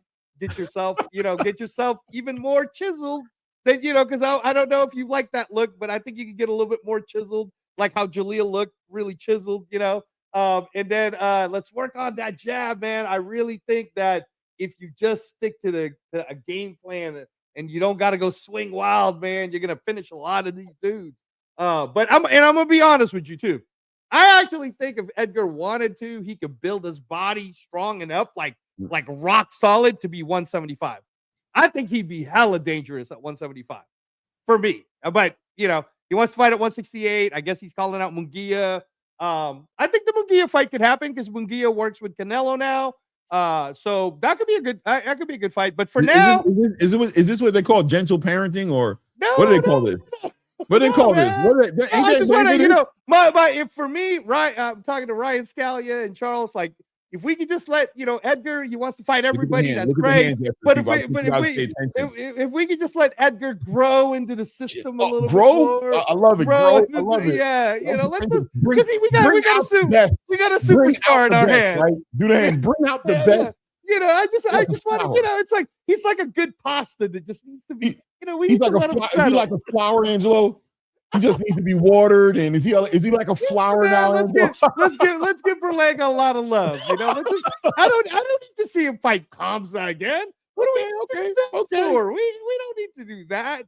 Let's focus on other things. But good job, Edgar.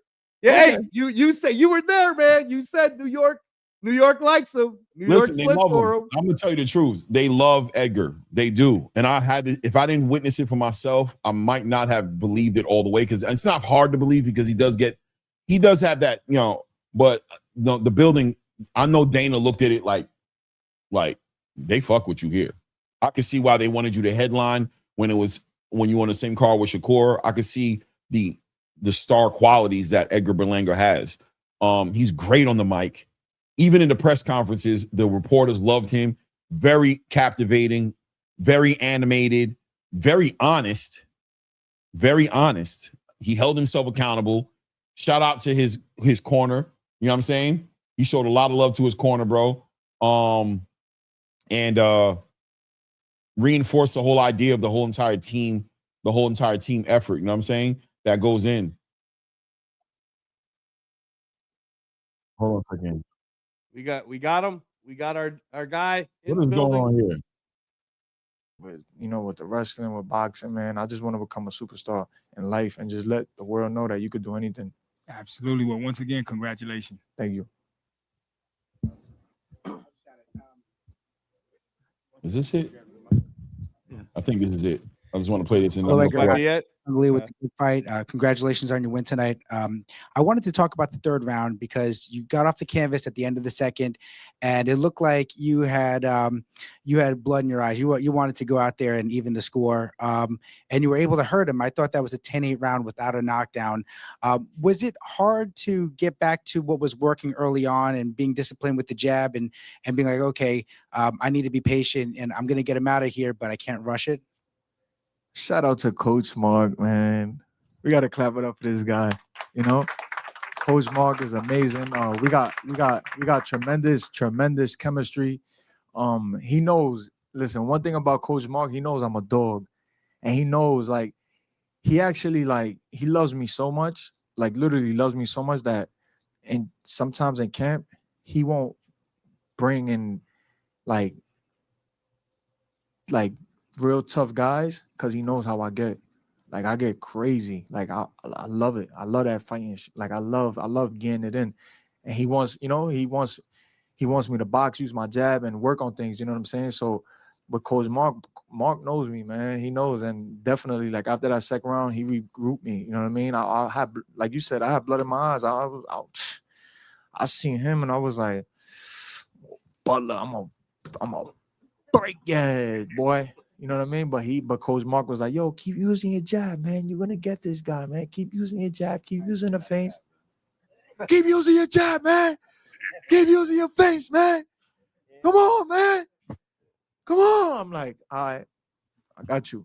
You know, but that's chemistry. You know what I'm saying? I've been training with him. He's the guy that made me into the.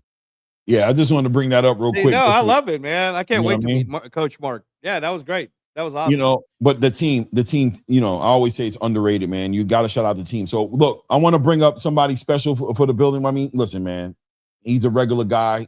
He comes in the room, in the crib. He's in the fridge.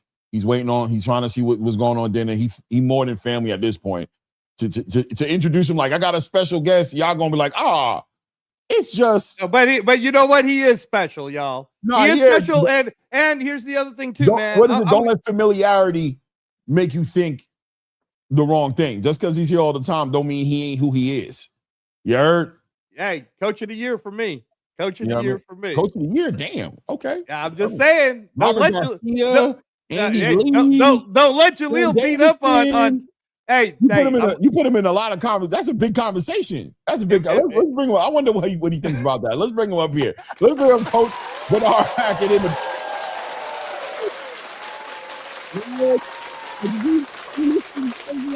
Oh my God.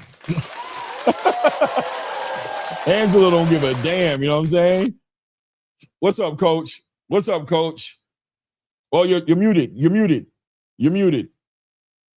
Coach, you're muted. I think it's way too soon. I think it's way too soon for Coach of the Year. I think it's way too soon for that.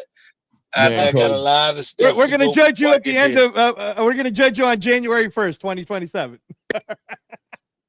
Yeah, we can do that then. I just think that we still have a long way to go. I'm glad that we're on the mountain being considered, you know, what we are. I think my son has worked very hard to get where he is. I give him all the credit when it goes right. He deserves all the credit. When it goes wrong, I deserve all the blame. That's just how I look at the sport. I was happy with how everything went. And a phone call. Okay, good. You know, I look forward to our next assignment, but I think it was an amazing card. Yeah, I look forward to how our next assignment will go, but I thought it was a great card. I want to shout out Sergey Derevchenko because he was an ultimate warrior. At no time did I feel like, hey, we could take our foot off the gas and cruise. And that's because of the man that he is on the inside and the warrior he is. I've heard a lot of different comments. I've seen a lot of different things. What I will say is the month before they announced that we were fighting Sergey, I heard everybody saying, hey, Sergey's the greatest fighter never to win a title. He'd give a lot of guys trouble. He's still very highly ranked. And then after they announced that we were fighting him, oh, well, he's old. His best days. Nah, I'm not going to let nobody do that to Sergey and try and discredit our best win. I think Sergey is still Sergey. And for me, the people who doubted him after it was announced that we were fighting him, those are just the managers of those other guys that are in my son's generation who refuses to have their guys fight anybody. You know, my son is very humble. And that's the one thing I love about him. He's humble. I'm not. I'm sorry. My son is better than at least 5 of the guys that are ranked in the ring top 10. You can look at that top 10 and you can say Carlos Adames. You can say Eslande Lara. I'll even give Henley Hernandez. That's my personal opinion. And I'll say Jose Ramos Jr. I love him. I think he's a very good fighter, and he's already fought his big name guy with Hammer. We have 2 guys that are fighting each other for the IBF title. So by process of elimination, that takes that out. But the rest of the top 10, and if you rewind this, you'll be able to find the rest of the top 10. They don't have a significant win over somebody with a name better than what we have in Sergey Derevchenko. And I'll say this, make those guys fight Sergey Derevchenko, make them fight Elijah Vines, Jose Roman, who was the alternate on his country's Olympic team, and Pete Dobson all in a row. And let me see them come out of there better than we came out. We deserve it. I'm not petitioning for a thing. I'm saying what we worked for. And my son is deserving of being in that. And if anybody's manager or promoter thinks that I'm telling a lie or they think that it's not accurate, call Dana White, call the Zuffa team, and say, I want to stick my guy in there, Amari Jones or any of them. I want to stick my guy in there against Jalil Hackett, and I bet you he'll fold him up like an accordion. Those guys have not been tested against anybody. Jalil has been tested against some of the best, and if they think I'm lying, just stick them in there. And I'll tell you why I say that. Because they've been offered my son. All of them have been offered my son or said within 1 or 2 fights, you'll get to fight Jalil. And they all turned the other direction. That tells you they know who's the best. For me, I've been asked what we want next. I'll be honest. I want to be ranked in the Ring magazine. They're top 10 because I think we deserve it. Any of the governing bodies choose to, that's their choice. But I think when the best fight to be made at 160, and it's just my honest opinion, after what I saw Xander Zayas do against Jaron Ennis, he went out there and he gave it his all. The best young fight to make is Xander Zayas and Jalil Hackett. Wow. Hey, I like that one. Xander Zayas, Jalil Hackett. Xander looking to fight at 160 anyways, Clay. That's why. So earlier, you know, I'm talking to this chat and I'm saying Tim Tszyu, that'd be a cool fight. But honestly, I agree with you, Coach. I agree with you that I'm tired. I look at Jalil like Jai Apataya matchmaking, man. Ain't nobody want to fight your son. So I don't want to, when a chat person, oh, how about fight this person? Why don't you tell that person to call? Because if it's called prize fighting, right? Where let me let you all in a little secret. I'm gonna tell them, Clay, Zuffa pays more than your current promoter. So if you really want to fight Jalil, you can pick up a phone, call Zuffa Boxing, and they will say yes. Because I've never heard Jalil turn down to fight. So I bet it won't start today. But go ahead, Clay. Sorry, man. No. Listen, man. Hey, let me squeeze in again for you, Clay. One thing will all of these managers stop calling whoever has promoted us right now, including Zuffa, and suggesting people that Jalil should fight? And how about making your guys fight him? We've had people say, hey, he'd be good for Tim Tszyu. He'd be good for Hammer. He'd be good for Jaron Ennis. He'd be good for one of the Charlos. If we be good for him, why wouldn't your guy be good for him? How about we good for your guy? And that's going directly to these managers who got older veterans, but then they got these up and comers who got 16-0 records, 20-0, all of this foolishness, but ain't fought nobody. We'll fight you. You can call Zuffa. We'll fight you. We look forward to fighting you. We're the best of our generation. And that's what I'm going to continue to preach until some of these guys get the nuts or the intestinal fortitude to at least come on a podcast like yours and say we'll fight Jalil. You haven't heard not one guy from our generation ever say they look forward to fighting us. I was just talking about that earlier, Coach. I was saying, you know, the perfect fight, it'd be a headliner in DC is Troy Isley. But who's Troy Isley fighting? Who the hell is Joseph Hicks? I mean, respectfully, I'm saying it respectfully. But when you look at Troy Isley's record, what's his best win, right? So, but and Troy had an opportunity to fight Janabek and turned it down. So he doesn't. That's another conversation. I'm just gonna say that who you're fighting right now and who you could be fighting, it's two different conversations. You could be fighting a better fight than Hicks. Period. And let me say this too, Coach. Eddie wants to always get back at Dana. Well, guess what, man? You have Xander Zayas' next card. It's under your name. You get to decide. Well, Xander wants to come up to 160. Why don't you come over and beat up on Jalil then? If you think you're that good, you want to come up to 160, test the waters. Jalil's been calling out that Jalil. They're both 23 years old.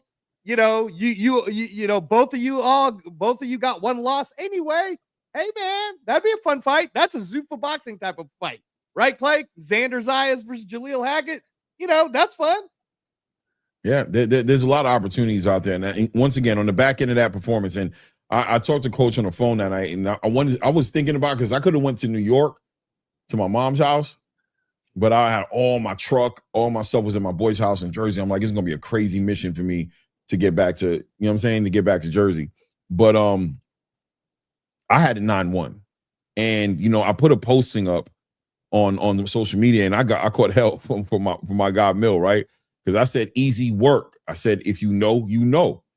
And the reason I said that was because Jalil was in Creole, we says which means he was in his bowl of grease. In other words, he was like a pig in slop. He was having the time of his life in there, bro, doing whatever he wanted to do, applying that pressure. Yeah, he had to apply the pressure, but that's what he likes to do too, though. That's who he, you know what I'm saying? That's what he likes to do. So he was having a great damn time in there, bro. And I had him winning 9-1. I think 2 of the judges had it 8 rounds to 2. One of the judges was, I don't know. It is what it is, right? I mean, at least he had y'all winning. You feel me? It's not like he had y'all losing, but the 96-94 was very crazy. I don't know what he was giving the guy, but yeah, bro, you can't argue that victory. I sat there and went up on the Boxing Voice when everybody in the chat, everybody in the building didn't give he must have lost connection. Everybody in the building didn't give Jalil a chance in that fight. So there's no way in hell that he comes out on the other side of this fight, puts on the performance he does, and doesn't get the props and the flowers for it. No way in hell does that even make sense. No way in hell does that even make sense. Yeah, you know what I'm saying? I agree with you, Clay. Again, man, it's just at this point it would just be hate. If you're not celebrating a 23-year-old young man who, like I said, a year ago, the traditional space, you guys threw this kid in the trash because of why? Because of what Eddie Hearn said to y'all. Now, this kid, Dana White's looking at this kid. Turkey Alex Sheikh was very attentive to Jalil's last fight. So don't be surprised, man. Don't be surprised. Don't. If you see Jalil as ranked number 8 all of a sudden in Ring Magazine, don't go hating on the kid. You know, he just beat Derevchenko. Derevchenko only lost to world champions plus Jalil Hackett now. So there you go. Go ahead, Coach. Sorry. But don't forget, before our fight, Sergey Derevchenko was ranked number 7 at super middleweight. So if you want to say something bad about Sergey Derevchenko, that means you're saying number 8 on down in the eyes of the WBC is senior citizens and trash, because they had Sergey Derevchenko at number 7. Yeah. Yeah, 100%. 100%, man. I agree with you 100%, man.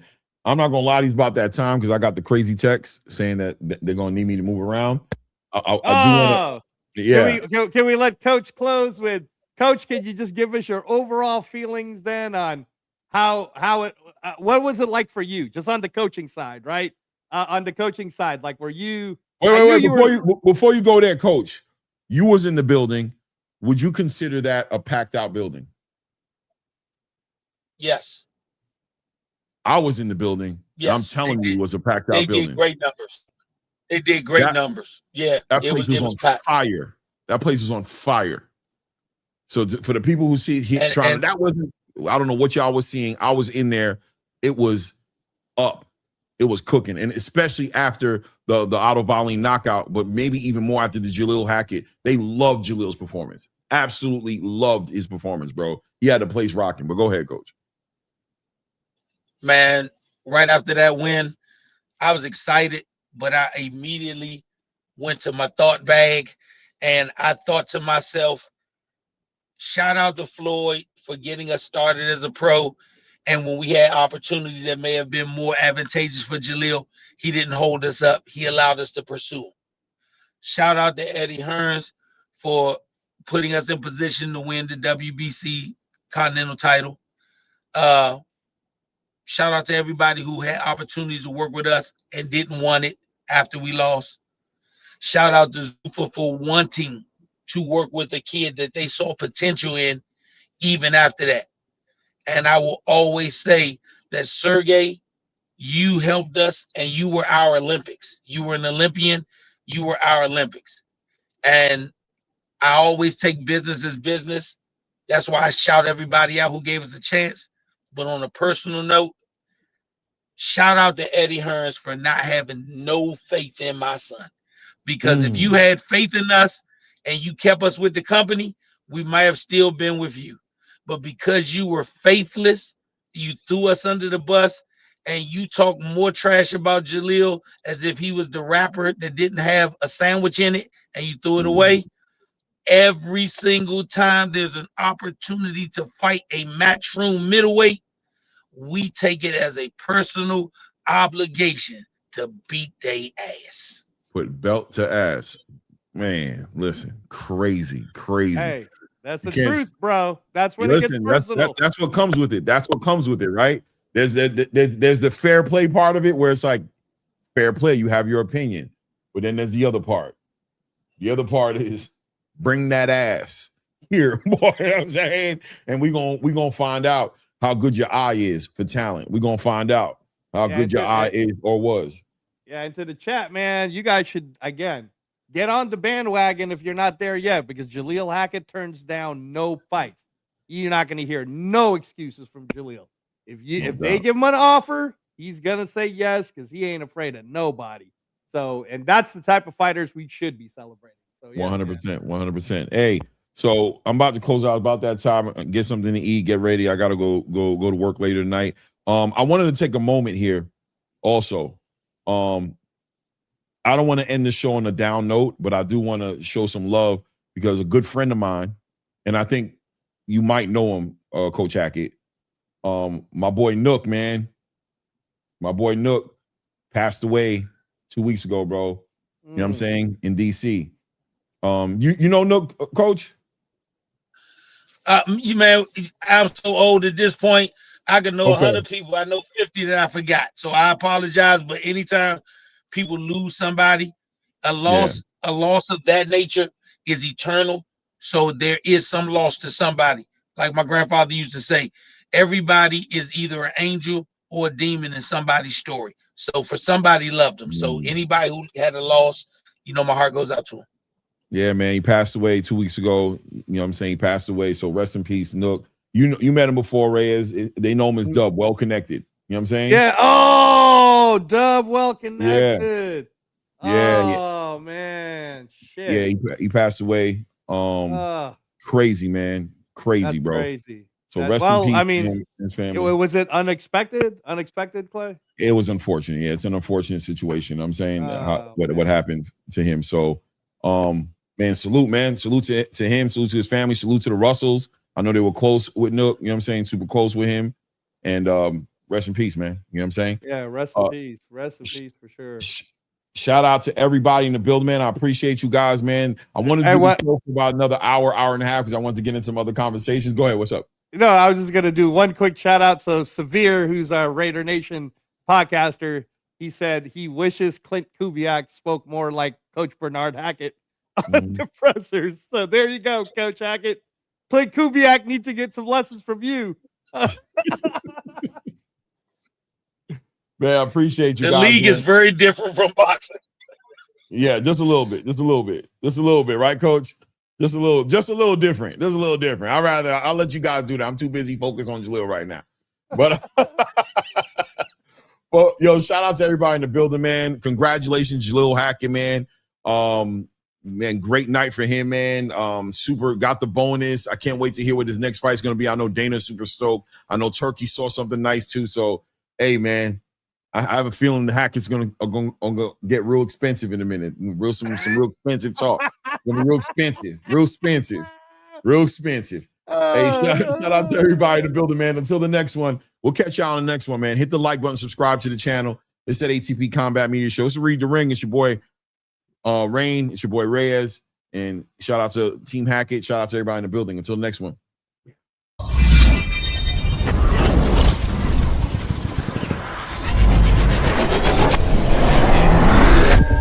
For the top like hold up. Yeah, I can never doubt myself, I know better. All of you critics be acting like you know better. Blowing the smoke, but I know when the dust settles that I'm in my element. It's evident that this level to the pain. All those dark nights I got there, breaking my back to make it out, got me feeling like rain. I ain't never need your help, I know you wishing me well. A penny for your thoughts, but seeing no change. I snap for the sun like Diddy. The riches got a mad ass son, I'm like Billy. I ain't never switch up, whole team with me. But known for my city like OAGZ. Set the pace as long as you finish. Consumers find a way inside your business. Babble if they try to dabble in it and they hate the fact.